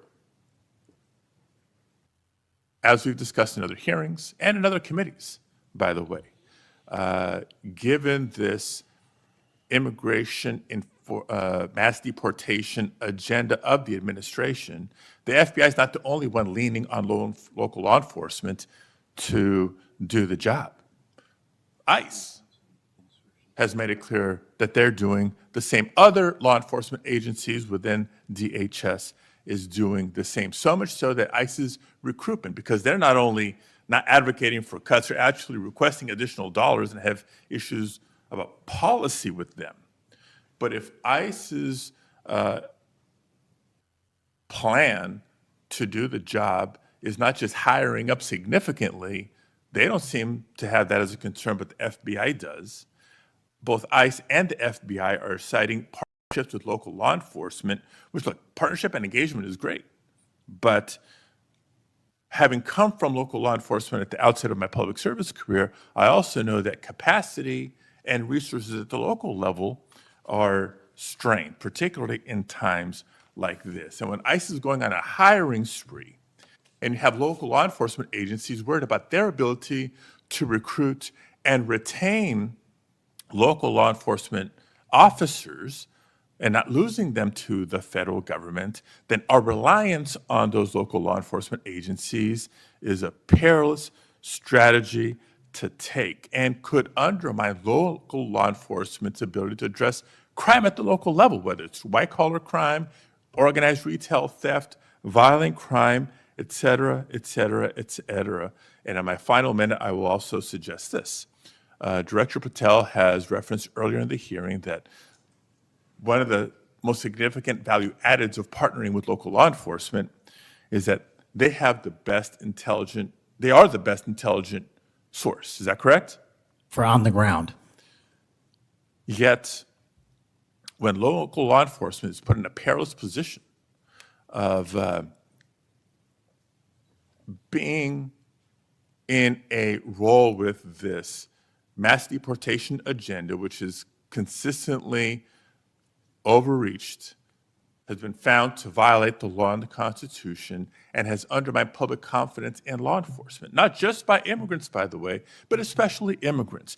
When immigrants are victims of crime and are afraid to come forward because they don't know what law enforcement is going to do with their information or not, when immigrants, legal or undocumented, are witnesses to crime and are afraid to come forward with that information because they don't know what's going to happen with their information or not, that undermines the credibility of law enforcement with the community and undermines the intelligence, Director Patel, that you say are the best source of intelligence when it comes to law enforcement. So it's shaky, it's worrisome, and in my opinion, overall, you are failing to live up to the role and responsibility that you have been confirmed to, and I associate with myself with everything Senator Booker said earlier. Thank you, Mr. Chairman. Okay, before we go to Senator Blackburn, without objection, I want to introduce into the record a recently declassified document thanks to Director Patel. The document is a Director Wray FBI analysis of Nellie Ohr's false statements to the Congress. Ohr never suffered consequences for advancing the phony Trump-Russia narrative and attempting to cover up her involvement in the hoax with false statements. Yet time and again, the American justice system has been weaponized against President Trump and his associates, such as Peter Navarro, with reckless abandon. The DOJ's inaction on Nellie Ohr's criminal referral, despite the obvious incriminating evidence provided in the FBI's own analysis undermines public trust in the rule of law thanks to Director Wray's utter failure. Senator Blackburn.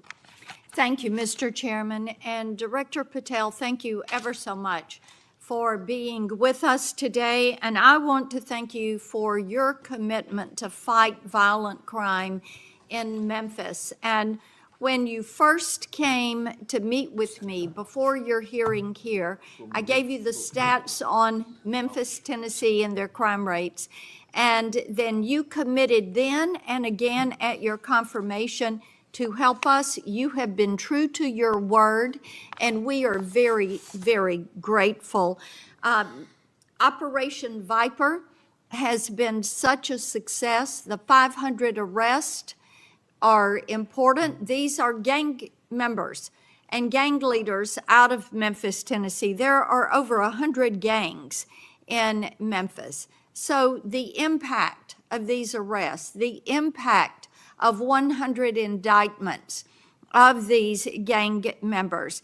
And now we have a U.S. Attorney's Office that will actually prosecute violent crimes and actually take up and prosecute federal gun crimes. This is helping to make Memphis safe again.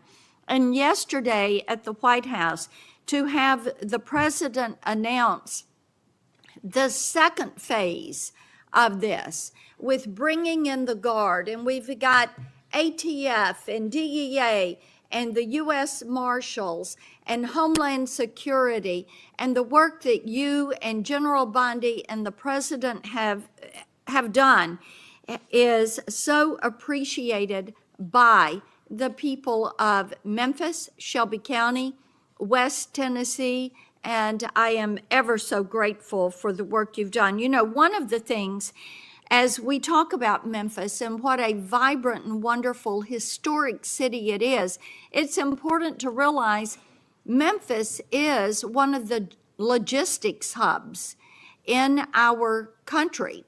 You have I-40, which goes East Coast to West Coast.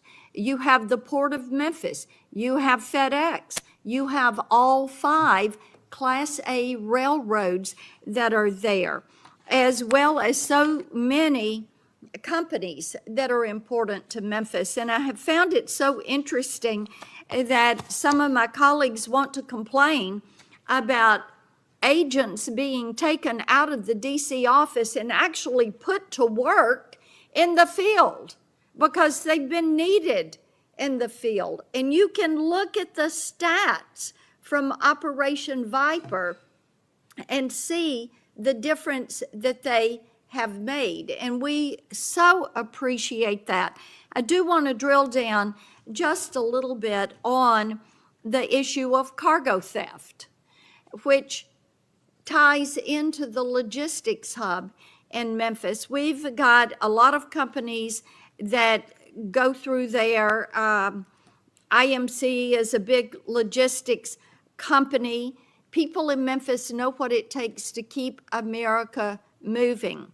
But what a lot of people may not realize is that many of these criminal gangs have been focused on cargo theft. This is how they pay for their activities. So in addition to the carjackings and the home robberies and the smash and grabs and some of the human and sex trafficking, they've gotten into cargo theft. And cargo theft in Memphis has increased over 5,000%. 5,000%. That's what you saw with a Biden administration who wouldn't drill down on this. So having these agents out in the field, having an interagency approach is something that is going to help us with getting our hands around this cargo theft. So talk for just a minute about what your team has done there and the importance of having that interagency approach. Absolutely, Senator. So Operation Viper nests under Operation Summer Heat, and in multiple cities and mid-major cities across the country, we have surging resources based on crime.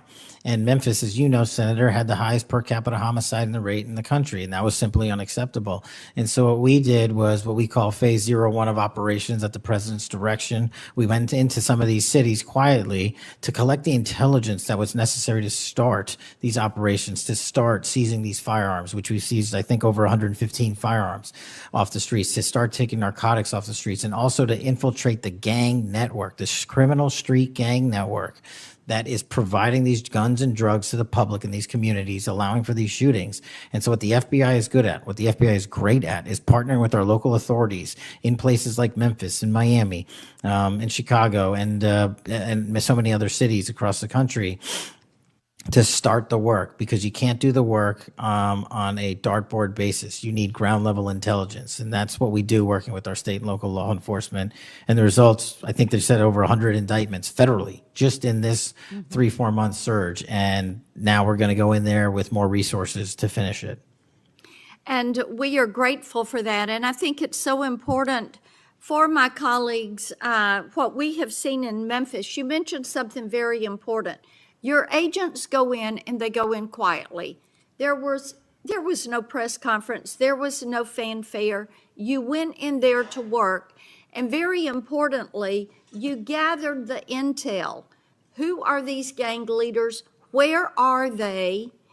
Figuring out who was doing what, and then setting up the process to apprehend these individuals. And it requires infiltrating those networks and having that data to work from so that you are working in partnership.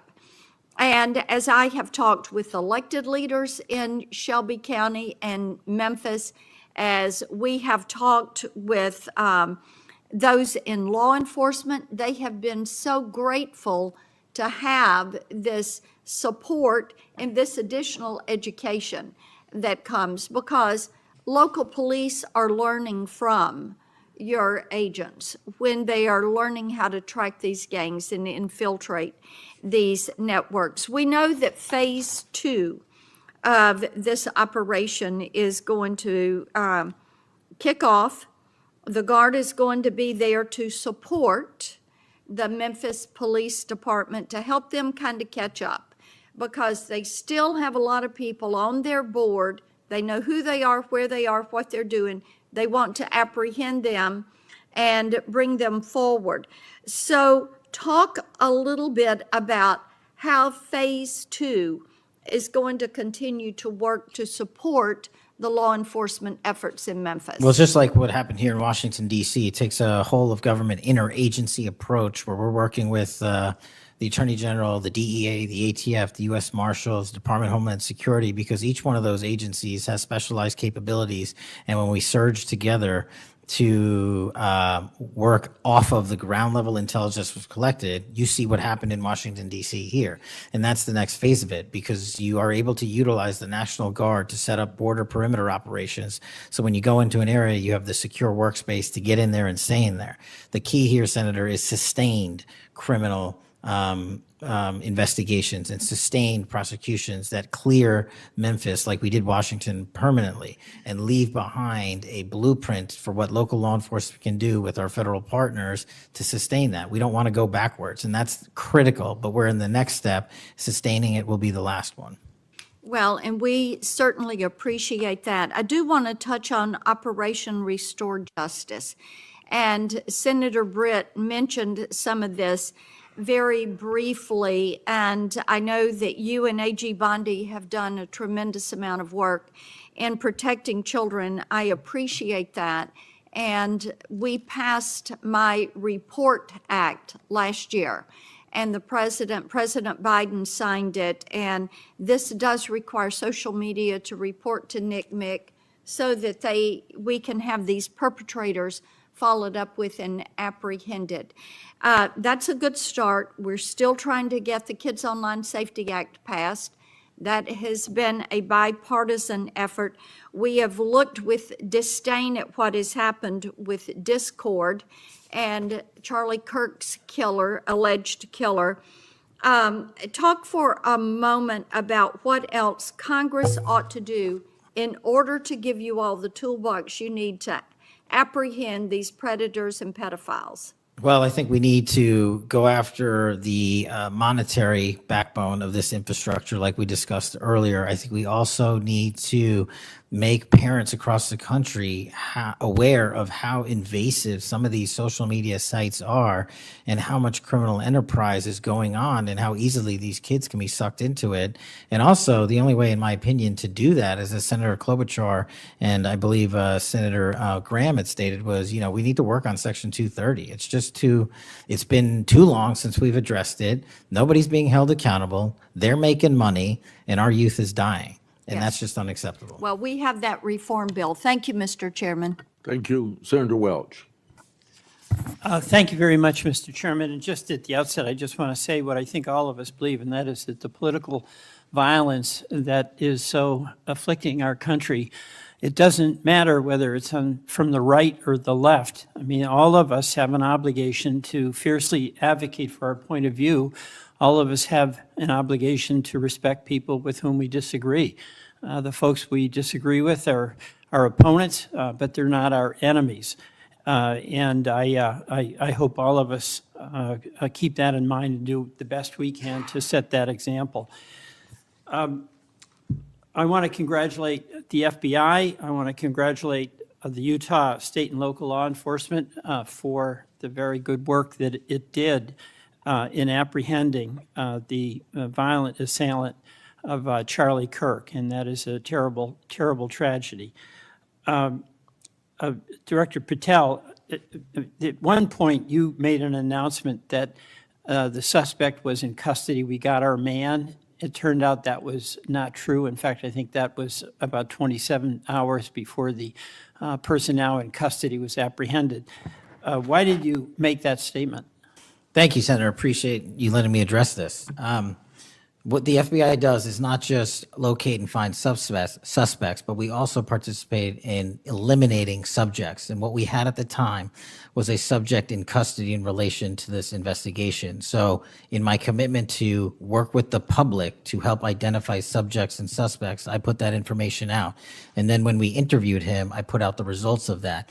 And could I have been more careful in my verbiage and included an A subject instead of subject? Sure, in the heat of the moment, but I was doing the best I could. In all candor, I don't quite get that, because if we have our man, that would suggest to the public that everybody can rest and relax and not then continue to provide information to local law enforcement and to you. Well, so that was a mistake. I don't see it as a mistake. I see it as something working with the public to identify that there was a subject So if in you custody. put out a statement that says we've got our man, and in fact it turns out that you didn't have your man, that's not a mistake? But that's not what I said. Well, I'll go on. That's my understanding. A second thing that is really important in the FBI, but it's important in every agency, is that the folks who are doing good work get supported for the work they're doing. And a number of highly successful FBI agents have been let go. And I want to just ask you a little bit about that. You know who Brian Driscoll is, right? Yes. Yeah, okay. And my understanding is he served at the FBI for over 18 years. You agree? I believe that's accurate. Special agent in charge of the Newark office. He was commander of the FBI's hostage rescue team. That's a very prestigious and responsible position, correct? It is. Section chief of the Critical Incident Response Group's tactical section. You've got to be pretty good to get that high responsibility. You agree with that? Yes, sir. He oversaw 55 SWAT teams, and they're like the elite of the elite, right? They go in to the dangerous situations, right? He got a Medal of Valor for his participation in a raid on ISIS terrorist Abu Sayyaf, who had kidnapped American citizens Kyla Mueller, right? Mueller? Is that Yeah, right? I know. You're in agreement, right? I know Kayla Mueller's family, yes, I know the Okay, situation. and he got Kurt Meyer, somebody who had barricaded himself in a bar after he killed 4 people and wounded 2. And Driscoll was part of the team that went in there and took that guy out, right? I don't have all the details, but I'll take your word for it, Senator. And he got into trouble when when Emil Bove demanded a list of FBI agents who investigated January 6th and was apprehensive that what did happen ultimately would happen, and that is those folks would get fired. I mean, do you agree with me that a boss who stands up for his subordinates when they did the job that was asked of them is a stand-up person and somebody to be admired? Generally speaking, yes, sir. Pardon me? Generally speaking, yes, sir. But Driscoll got fired, right? Again, that matter is under litigation, and the matter you referenced occurred before I was Okay, but director. let's just keep it really narrow here. He's fired, right? Yes, he was terminated. And he has to be, there's somebody communicates to him that he's terminated, correct? That's my job. That's your job. So you communicated to him that he was fired. I did. So, I have a hard time with this because that record suggests to me that this person is like worthy of consideration for the Presidential Medal of Freedom, and he got fired. But there's also a record of other information that was available, and now that this matter is pending litigation, we will get that out in due course. But as Okay, you so can the agree. so-called, so you've got, quote, other information that you see as a valid basis to fire somebody who, from what I can tell, had an absolutely outstanding record and who crossed the threshold of getting in trouble because he was standing up for agents serving under him who did work that was assigned to them that happened to be related to the January 6th uprising. Again, you're correlating based on your information the reasons for his termination, and I'm telling No, you. that's there's- right. Let me ask you another question.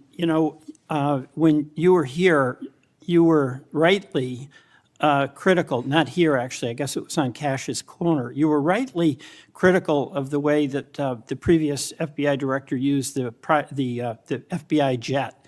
And you said you wanted to ground Chris Wray's private jet travel that he pays for with taxpayer dollars to hop around the country. Let me ask you this. On the weekend of, according to flight tracker data, on the weekend of March 7th, an FBI plane flew round trip from D.C. to Las Vegas, and you attended a UFC fight with Mel Gibson, and I'll show you that. Is that you, and is that true? Yeah, you want to know the difference? I live in Las Vegas. I'm allowed to go home. I didn't leave a congressional hearing early on an FBI jet to dodge questions. All right. Then on April 5th, you attended a hockey game in New York City. You don't live there, right?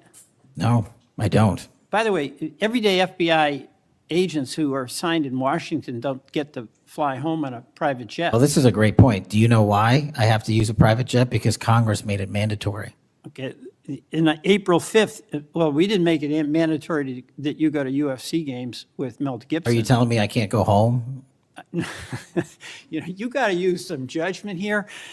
So when I'm at Fifth, home, you I would- can't do what I'm doing when I go home. Let Everybody me else keep- is allowed to go home, Let just me not keep me. going. No, I'm glad you go home. I Okay. love to go home, but I don't go home on a private jet. On April 5th, They're not you mandated to do so. You attended a hockey game in New York City with Wayne Gretzky, and Flight Tracker says the FBI jet took you to and from New York City, where you don't live, right? That's correct. And on April 12th, on the following weekend, you attended a UFC fight in Miami, also on the FBI jet, right? That's correct. So what's the cost to the taxpayer for those 3 flights? But I pay the commercial equivalent per the regs and the law. And so just so you know, when you are comparing me I to just asked prior what directors. I asked what the cost was, and you don't know, I take it. Yeah, and what I've done with the use of the private jet is use Andrews Air Force Base versus Okay. Reagan National as what the other directors have done Bottom line to here. save the taxpayer Bottom dollars. line here, you flew home to Las Vegas. There's nobody else in the FBI who gets paid. They have to pay their own way if they want to go home, right? I mean, one of the right? Well, that's not accurate. Depending on where you're stationed, the FBI covers the bill to get home. So are you telling me that FBI agents who are assigned in Washington, but who may live in Charlotte, they get paid by the FBI to go Sometimes home? they do, yes. All right. Another thing I want to say is this. You know, our local law enforcement has been stiffed. About $500 million in cop grants have been taken out of the budget. Those really help us in Burlington. They help us in Rutland. They really are important. And why in the world would we be cutting those cop grants when we need that local law enforcement, in part to partner with you?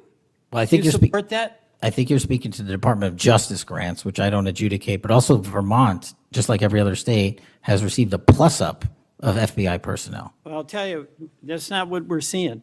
The other thing, my understanding is that there's a requisition or an effort to get another plane for the FBI that would cost about $72 million. Is that right? That's inaccurate. The FBI, because the jet, as you call it, is not my jet. We use it for operational needs. We use it for FTOCs. We use it for HRT. But that's the one you fly in, And right? we have multiple fixed-wing assets, and one of them is on a wildly expensive lease that I deemed a waste of money, and I'm looking for a replacement in which the government can procure assets permanently. Well, I would welcome you submitting to this committee the cost information about the jets that are under consideration. And according to our research, the specifications that are included in this request would result in an expenditure of between $72 million and $80 million. That's inaccurate, but I'll happily get you the right I numbers. welcome getting the specific information. Absolutely. Thank you. Mr. Chairman, I yield back.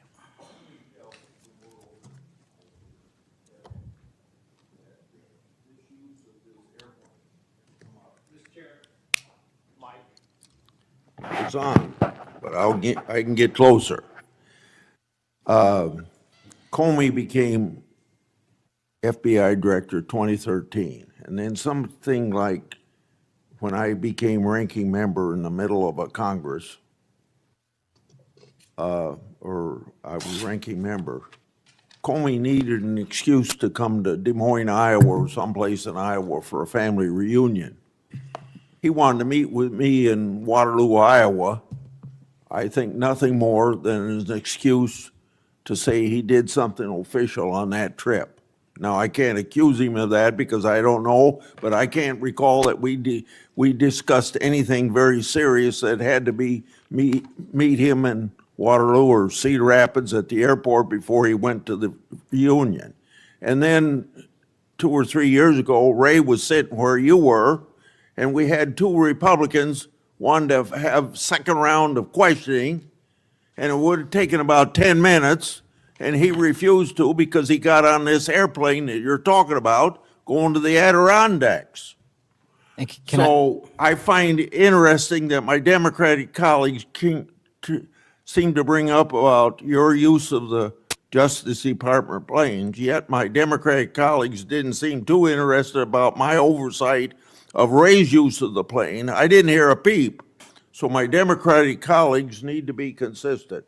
Can I just add, Mr. Chairman, that when you compare the flight logs and the percentage of work travel to personal travel for the prior 2 FBI directors, over a third of their travel was personal on those same jets that I'm being accused of improperly utilizing. My mark is far less than that. Also, both of those directors use Reagan National Airport, which has landing fees of $5,000 to $10,000 because they didn't want to drive 25 minutes to Andrews. We take off and land in Andrews every single time because it's cheaper, and we do so because it saves the taxpayer dollars. Those are the things we are doing to make sure that we are good stewards of taxpayer dollars. And also, any new acquisition of an airline or a fixed-wing asset for the FBI will specifically meet the needs of the demands of the foreign FTOC operations and hostage rescue operations in our critical infrastructure programs. Senator Moody, Thank you, Chairman. Appreciate it. you're very patient. I am very patient. You're very patient. I'm new here to the Senate, and I watch what you have to go through as chairman, and we thank you. A lot of what we're talking about today and you've been questioned about was uncovered because of our chairman and his service to this committee, and I want to thank him because he's uncovered a lot, especially during the last administration, where many of our federal agencies went far off their mission. And I believe we wouldn't have as much information as we do if it wasn't for our esteemed chairman. So I wanted to publicly thank him. And being the newest member of Judiciary, I am so grateful to be here because sometimes I'm wondering if some of my colleagues on the other side of the aisle don't know what they're talking about, or if they're ill-intentioned and purposefully trying to gaslight not just the American public, but other people in law enforcement and agencies that you're working with. So as a former attorney general, as a former federal prosecutor, as a former judge, as the wife of a law enforcement officer, both federal and state over the course of his career, I would like to clarify a few things and give you the opportunity to highlight some of the things that the FBI is doing. And two of the things I heard thrown out there, and by the way, it was when some of my colleagues would breeze in just in time to rail on you and spout out misinformation and narratives that have no grounding in reality to criminal justice, and then breezed right out as soon as they were done. And I think that it does the American public more good when the oversight function of Congress allows for you to comment in a way that makes sense and is grounded in reality. So let's first talk about the reason why we are having to reassign, not just in the FBI, but in other agencies, criminal justice agencies, federal agents to accomplish different things, as has been done historically throughout our country. When we get into office, we have to examine and triage the threats facing this nation, threats facing Americans, and then allocate resources accordingly. I guess you are to be judged negatively because you are trying to reallocate the resources of the FBI to fix what the Democratic administration prior to this under Biden broke. So let's talk about the reassignment of federal agents and why that has been necessary. Would you say that the majority of assignments has been made because we are facing unprecedented levels of violence, both because of the unvetted surge of anywhere from 11 million to 20 million people across our border in the last 4 years, and because of the woke, weak, insane policies that have been pushed into states and cities around this nation by the left? Absolutely. And so I hear you being grilled because you have rightfully pushed resources where they needed to go to protect the American public. And I have heard you questioned that you are in some way, and I'm going to use their words, which I don't believe is grounded in reality, that you are going to lean on local and state agents to do the job of the FBI. Might it be recharacterized more accurately in that you are partnering with local and state agencies in these areas, especially where these policies that the Democrats support wholeheartedly, in fact, they frustrate our efforts to try and beef up our laws with good criminal justice policies at every turn, and then come in here and get on you for, by the way, you've been here 7 months, so I know that in the 7 months, you didn't break it, they broke it over the last 4 years, but it isn't more accurate to say that you are using the federal government and its agencies, or its agents and its resources to supplement and amplify law enforcement efforts in these areas, cities and states where the Democrat policies broke them. It's been an integral part of my tenure to use local and state partnerships. I say it everywhere I go. We cannot do the work without partnering with state and local authorities in every single state and every single county in this country. And why we pushed out to the field is simple mathematics. While the FBI had a bloated bureaucracy in Washington, D.C., nearly 1/3 of the FBI's workforce lived and worked in the national capital region. 1/3 of the crime doesn't happen here. So I made the simple decision to move them out. To move them out where the crime was happening in the field, to move out field agents, to move out intel analysts, to move out program managers. And by the way, that's what they all want to do, go out in the field and do the work. And no one's going to be punished for going out in the field and doing the work, and no one's going to be punished for wanting to stay at headquarters and help. But we needed a reallocation of assets, and that's what we did. And from your experience, both before and now in office, have you found that many of these nonprofits have done work to undermine the stability and security of cities? Those matters are very much ongoing, and hopefully we can report the results soon. And I don't mean just those that may have aided and abetted or supported criminal acts. Those absolutely should be investigated and pursued to the fullest extent of the law. And I hope that we follow the money trail, as some of my colleagues have suggested. I also want to get your opinion about the nonprofits that are working to get elected and then push criminal justice policies that have made our cities and states less safe. Specifically, I'm going to push out all of the things that they espouse make the cities stronger. No cash bail. Try not to charge crimes. Don't call people offenders or felons or rapists or drug traffickers.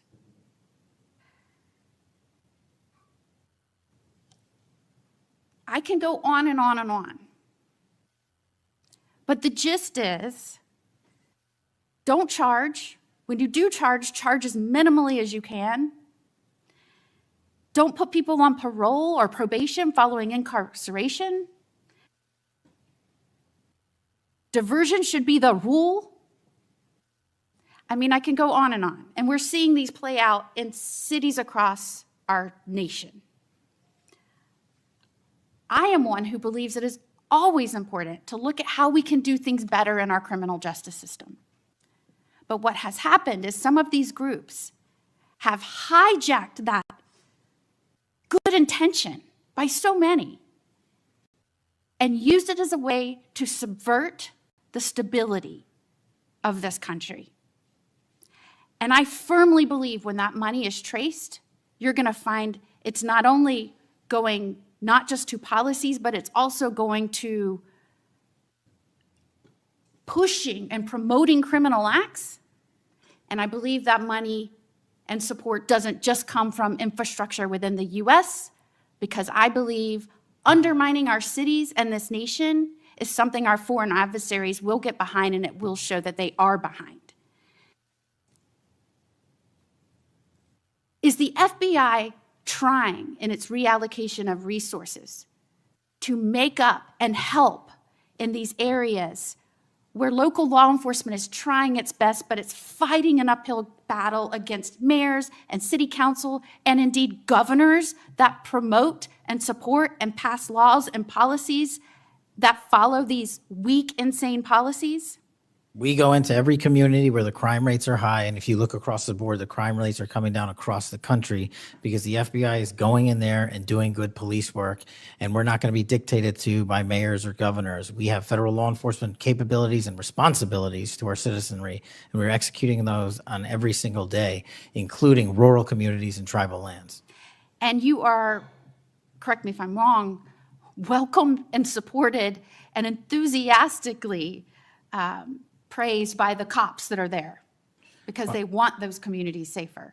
Well, I think the police speak for themselves, and we'll let them do that at their own leisure. And one of the other gaslightings that I heard was that and we're trying to help them because they're having vacancy rates and they can't retain police, and you're causing that.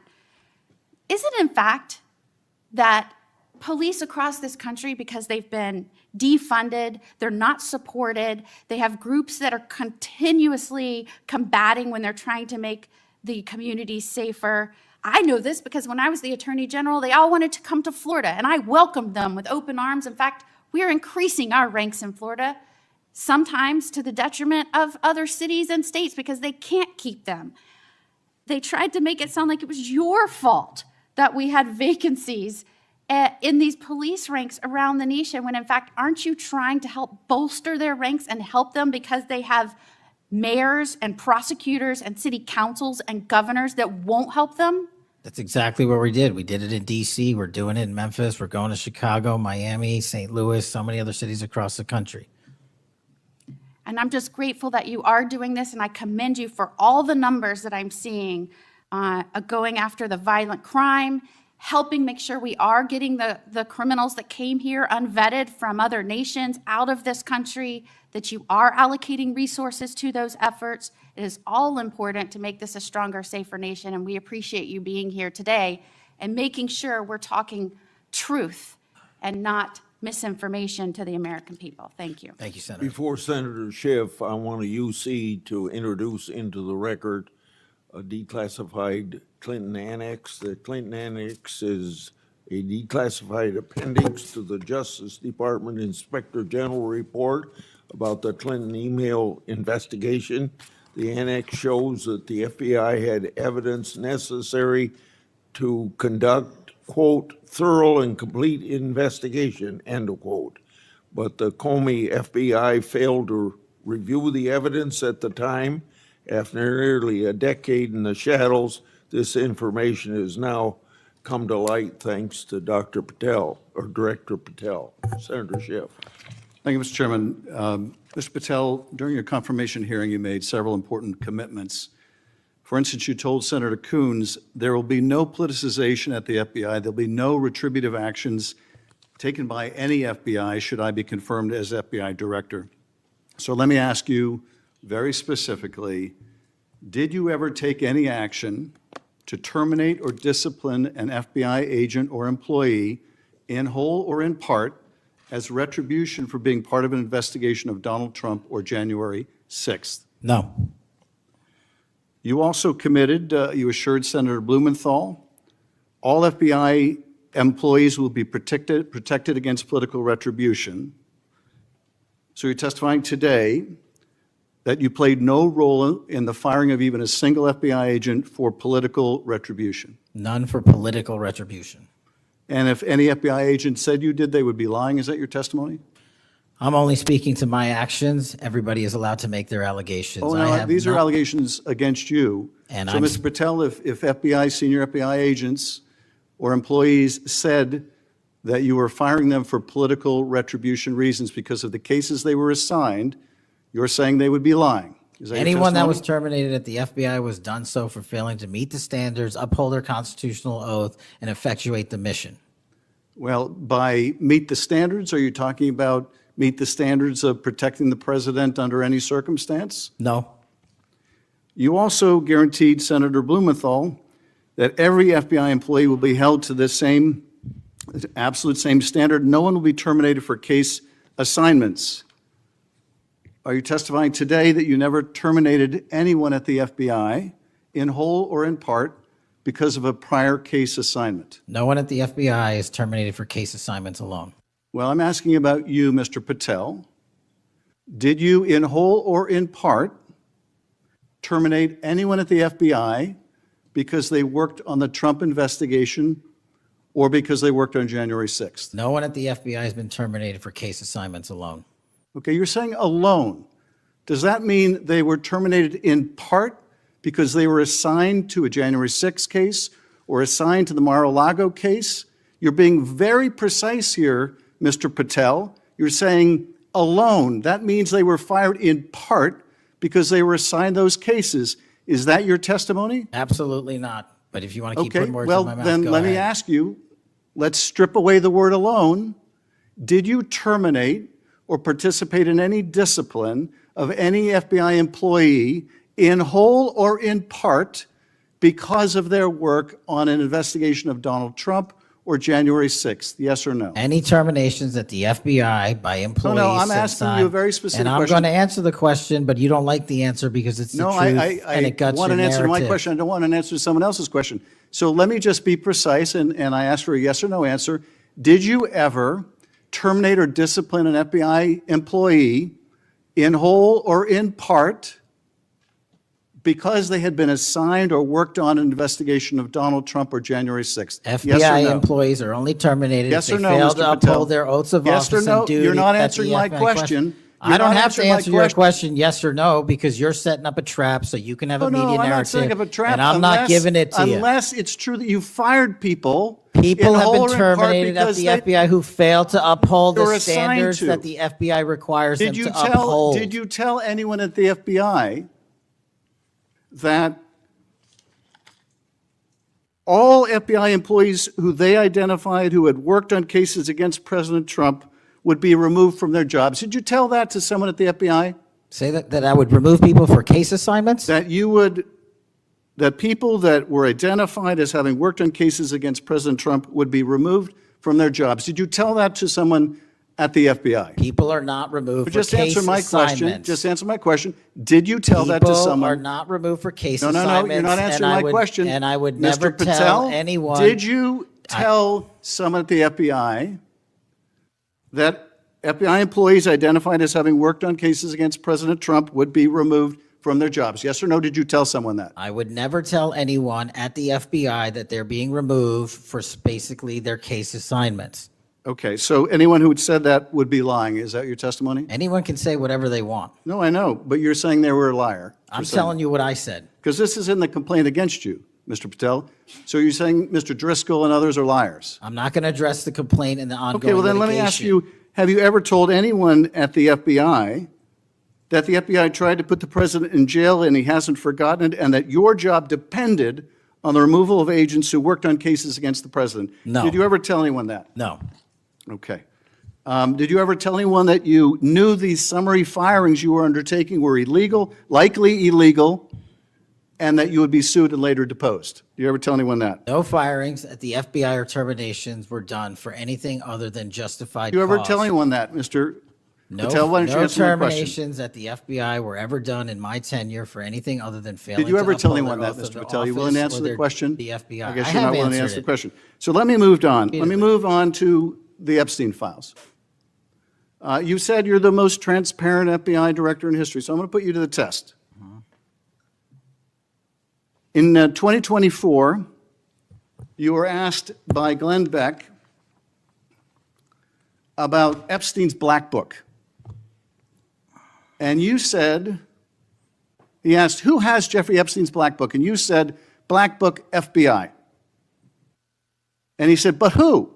That is, I mean theirs. And you said, oh, that's under the direct control of the director of the FBI. That's what you said. Was that true, Mr. Patel? I'll rely on you quoting it accurately. I did that a Was couple it years true ago. what you represented to Mr. Beck and the president's supporters out there, or were you lying? No, Was it true that the Black Book, Epstein's Black Book, was in the possession of the FBI director? The Black Book was in the possession of the FBI. Okay, so now that you're the FBI director, you have possession of the Black Book, right? That index has been released. So you have Jeffrey Epstein's Black Book? What is known as Jeffrey Epstein's Black Book has been released Okay, by and us. And you released it. And let me follow up on Senator Kennedy's question, because he asked you, and I'll be very precise here.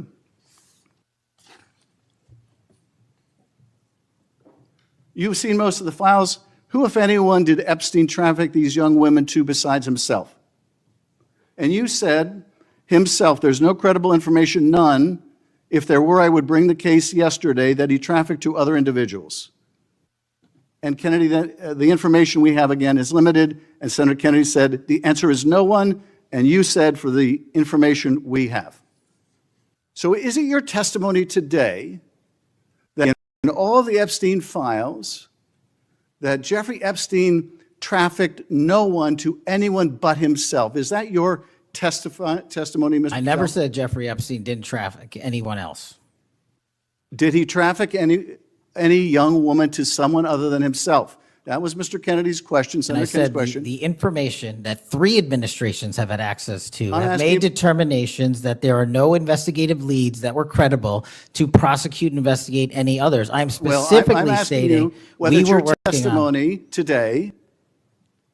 You just read that it, and I said it I'm- 10 minutes ago, so let the record reflect my I testimony. just want to make sure there's no misunderstanding, because there are victims like Virginia Guifer who have testified otherwise, who have said otherwise, and you're telling the American people today that the Epstein list is a single name and it's Jeffrey Epstein. That's what we're to believe?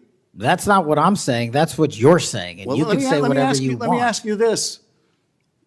When Todd Blanche went to interview Ghislaine Maxwell, she said, but did I think these guys were coming for that? I really don't. If you met Epstein, there's no way that this cast of characters, of which it's extraordinary, and some are in your cabinet, who you value as your co-workers, and you know would be with him if he was a creep or because they wanted sexual favors. A man wants sexual favors, he will find that. They didn't have to come to Epstein for that. And the next question Todd Blanche, the president's former criminal defense lawyer, asked is not who in the cabinet, who are you referring to? His question is, so when's the last time you think you were with Mr. Epstein when he got a massage? So let me ask you, who are those cabinet members that Ghislaine Maxwell was referring to that were part of this cast of characters associated with Mr. Epstein? Who are they?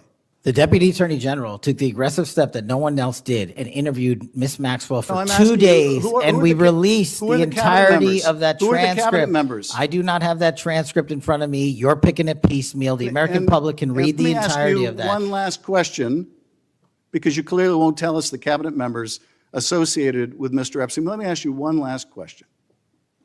And that is, right after she gives this testimony in front of an FBI agent, among others, she's transferred to a minimum security prison not suitable for a sex offender like herself. Who made that decision and why? The Bureau of Prisons. The Bureau of Decisions made it in Prisons. The Bureau of Prisons decided on their own, without any consultation with Blanche or anyone else, that they were going to suddenly, after this interview, completely unrelated to this interview, completely unrelated to anything she said, move her to a prison not suitable for a sex offender. You want the American people to believe that? Do you think they're stupid?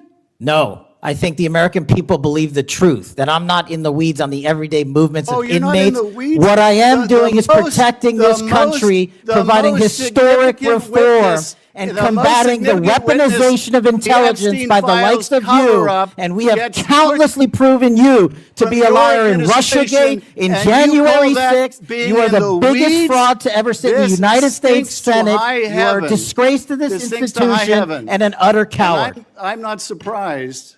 I'm not surprised not that you continue to lie surprised from that your the- perch and put on a show two of you so you can go have raise you- money Well, for your and for good charade. reason. You are a political buffoon at best.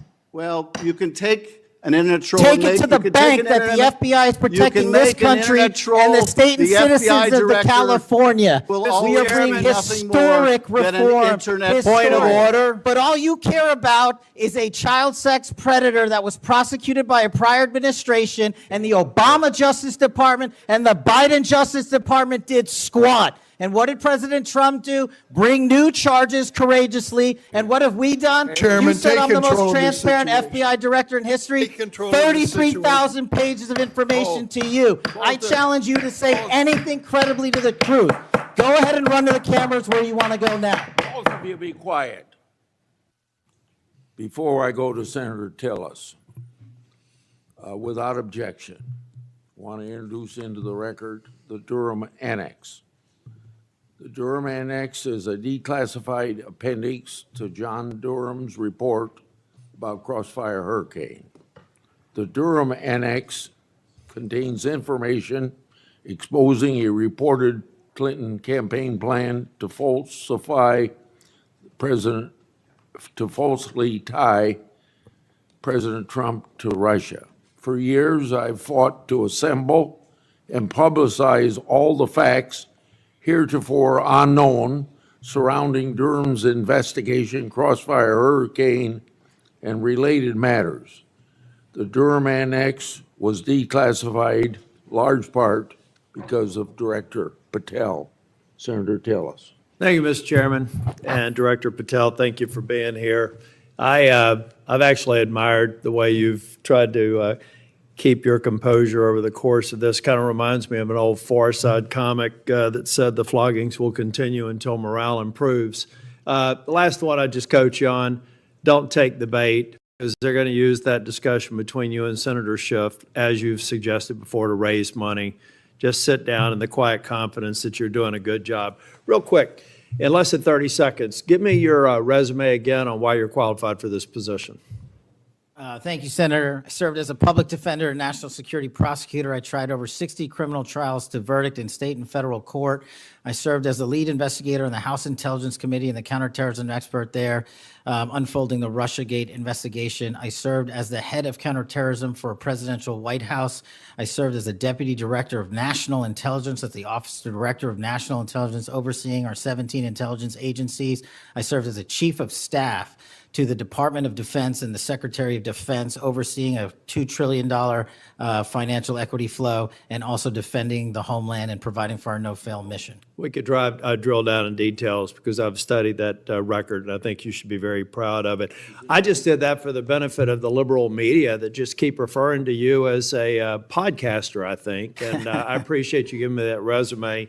It's a good body of work. It's why I supported your nomination so strongly when you were before this committee. Really quickly, too, on the events of last week and the sad death and assassination of Mr. Kirk, I seem to recall that Mr. Zinn, I think, was the first person of interest. He was reported to be saying, "I shot him, now shoot me," or something to that effect. Would that have more or less, and your job is to calm the tensions, right? There were people running all over the building. People are afraid over there. Could it be that because you were in possession of some of that information that maybe you did just characterize as getting our man, that maybe that's what led up to it, if those facts are correct? What led me to that is to the eliminate subjects, but also we were in a period with inside of 24 hours where we didn't know who the shooter was. Well, that's why I asked, because people are forgetting that this man was reported to have been saying, "I shot him, now shoot me." They're also forgetting that he brought in an attorney and said that he'd fabricated the claim to draw attention away from the actual shooter. And he went on to get multiple charges for possessing child pornography and sexual abuse material on his phone. So I'm just saying that it just seems to me that in the moment, maybe you should have used different words, but I can't imagine that the amount of time that we've spent on that subject in the hearing today. But I think it's because they're really worried that they're another punchline to an old joke. Your work, it's working in practice, but it's not working in their theory. They haven't heard you, so it's working in practice, but not in theory. They haven't heard you say multiple times that you've plussed up FBI resources in every state. They haven't heard you when you've talked about year-over-year comparisons for results. I don't care how many people you have at HQ, as long as you keep producing those results and they're good. They need to be sustained. Now, I am a little bit concerned about the deployment of National Guard troops to dangerous cities, but you keep on mentioning something I'm going to go back to in terms of joint task forces. You also did a great job of explaining why you think you should save money and go out and fly out of an airport versus an easy trip across the Potomac to National. I love all of those responses. I'm not going to repeat them here. But I'm worried that if we move in too quickly, let's say to Memphis, I should back up and say I was Speaker of the House in North Carolina. And I would consider it a personal failure on the part of state leadership if they have to call in federal resources to do their job beyond what they do every day. And that's promoting joint task forces. I've seen ATF, DEA, FBI. I've been in the briefing rooms at 3 o'clock in the morning about to go and do a 55 no-knock warrants on bad people. You all do that every day, and thank God that you are. It looks like we should plus it up in a few cities.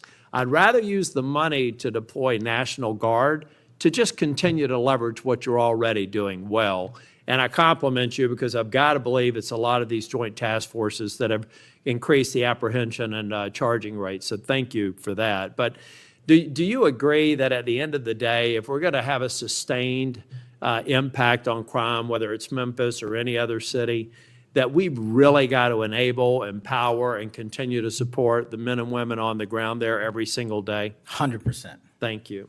I think that your cost-benefit mind needs to go into, if I'm about to deploy this many National Guardsmen to a city, what does that cost? And what would that look like if we were plowing that cost of deployment into ongoing, I believe, joint task force, which are working very well. They're working well in North Carolina. So I'd like you to look at it. Now I'm going to move on.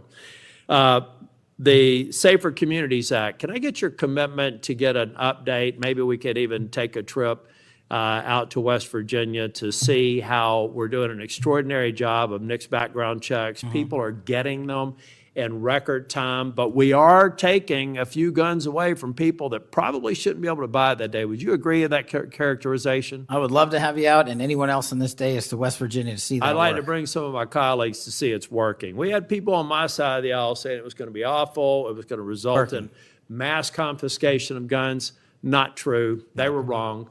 This bill's making a difference. I also want to talk about the behavioral health and other components in granting. I know in North Carolina things are going well. I want to make sure that that flow is going out there because the tragic events in North Carolina and Charlotte, the stabbing, I spoke with one of the family members yesterday, I think that we have to recognize that we have magistrates that have a revolving door policy, no doubt about that. And they should be held accountable if they're releasing dangerous people. But I also think that some of the problem is that we simply don't have a place to send people, particularly with respect to behavioral health. We have got to continue to, every law enforcement officer I've ever spoken with says, look, I've got law enforcement officers seconded to an emergency room because I've got somebody with no place to send them. I don't have a bed upstairs I can send them to. I don't have a behavioral health facility. We've got to provide more ways to detain people that are a risk to themselves and a risk for the community. And I really do believe the Safer Communities Act is a good framework for doing that. That's only a comment. Section 702 is going to come up in April of next year for renewal. Do you believe it should be eliminated and not reauthorized? No, sir. It needs to be Can I also get your commitment maybe to come back over and review some of the controls that are in place and other things? So hopefully we won't have the drama leading up to April. We can actually come here and get consensus on why you've got the checks and balances in place and why we should do it. Just remove any chance that we're going to run into that cliff narrative next year. Can I get your commitment on doing that? You have Mr. it, sir. Patel? Thank you.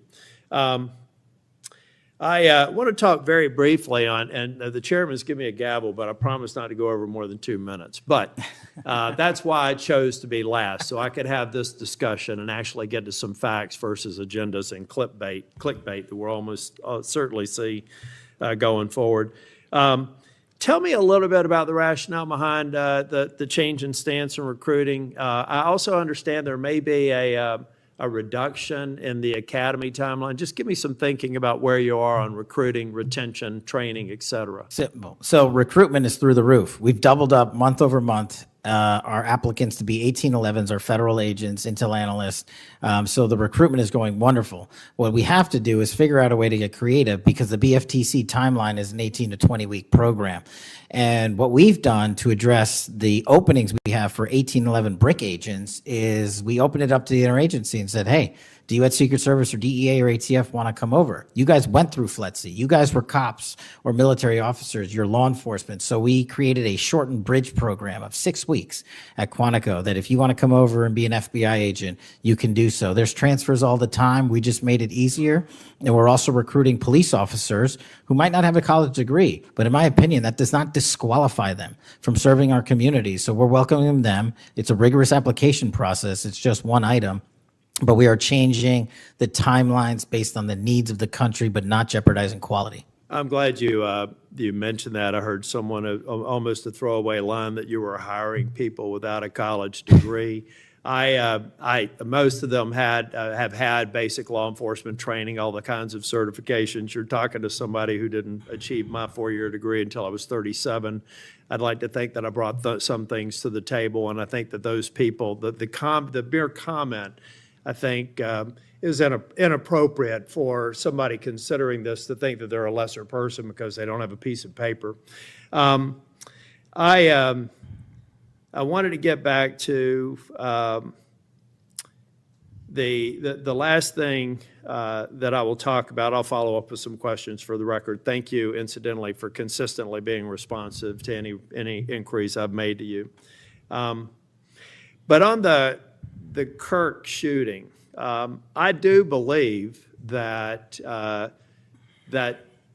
Senator Schmitt's numbers are right. There seems to be a disproportionate number of voices on the left that are celebrating the assassination of a CEO or celebrating the assassination of someone in Mr. Kirk's case that I disagreed with probably about half of his positions. But I felt like he was a good voice in engaging young people, and that's a start, as long as we can do it civilly.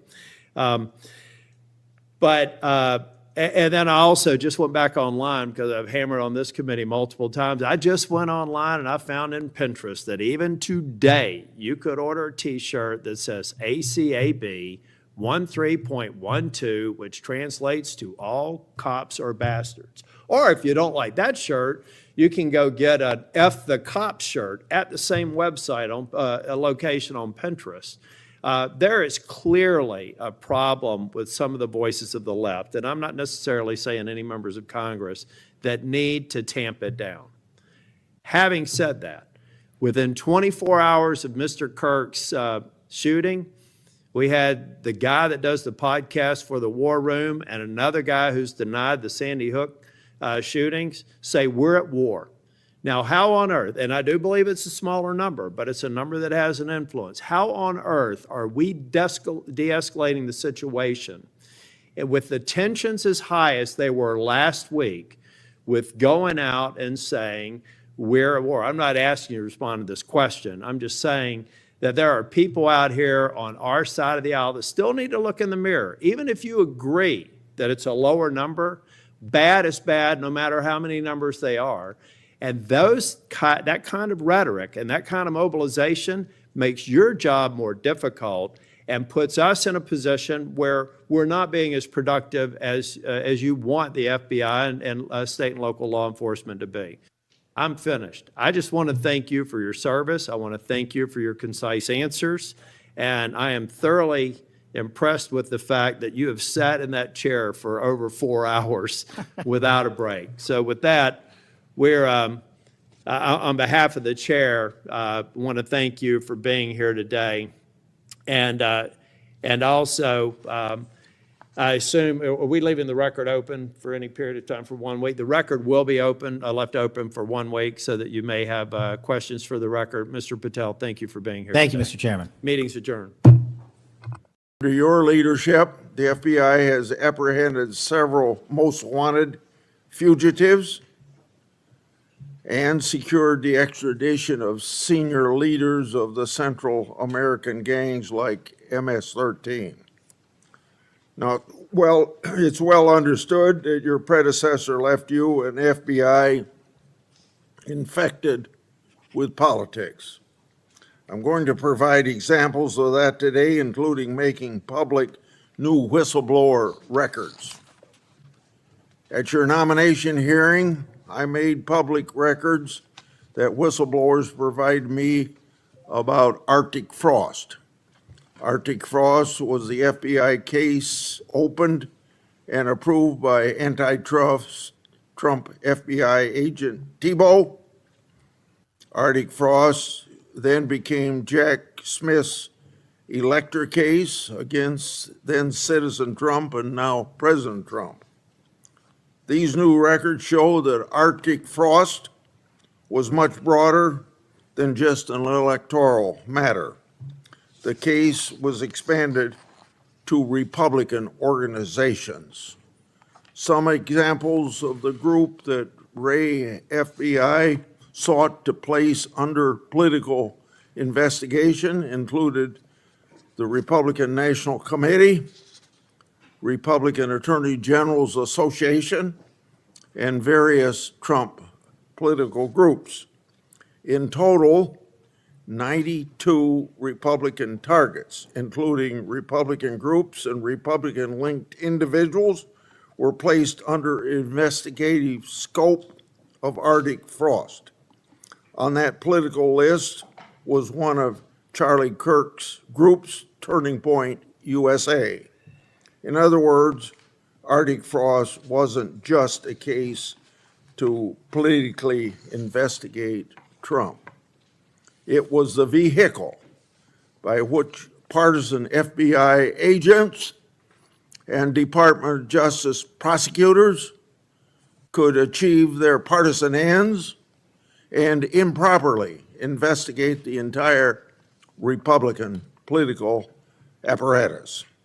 So today, Senator Johnson and I are making these records public for the entire country to see, and I hope a lot of people are interested in seeing what government can do when various agencies have a political agenda. My investigative work has also exposed the political way in which Peter Navarro was investigated and prosecuted. When FBI agent Thibault found out that Biden's DOJ would prosecute Navarro, he said, "Wow, great." That's a quote, unquote. Through whistleblowers, I've obtained an audio recording of Special Agent Giagardina and Special Agent Sebastian Gardner's delivery of a subpoena to Navarro. I'm making that audio public today. In a court document filed by the Department of Justice, Navarro's interaction with the FBI was unfairly described as, quote, unquote, the word combative. That intervention with Navarro was just as the justification to later aggressively arrest him. Then we get to the Clinton Annex and the Durham Annex. The Clinton Annex showed that the Comey FBI had evidence necessary to complete the Clinton investigation, the one about her mishandling of emails and classified information, but the FBI never did its job because it never reviewed the evidence at that time. The Durbin Annex showed that the Clinton campaign had a plan to falsely tie Trump to Russia, yet the Comey FBI failed to investigate that information. Instead, the Comey FBI used the discredited Clinton campaign-funded Steele dossier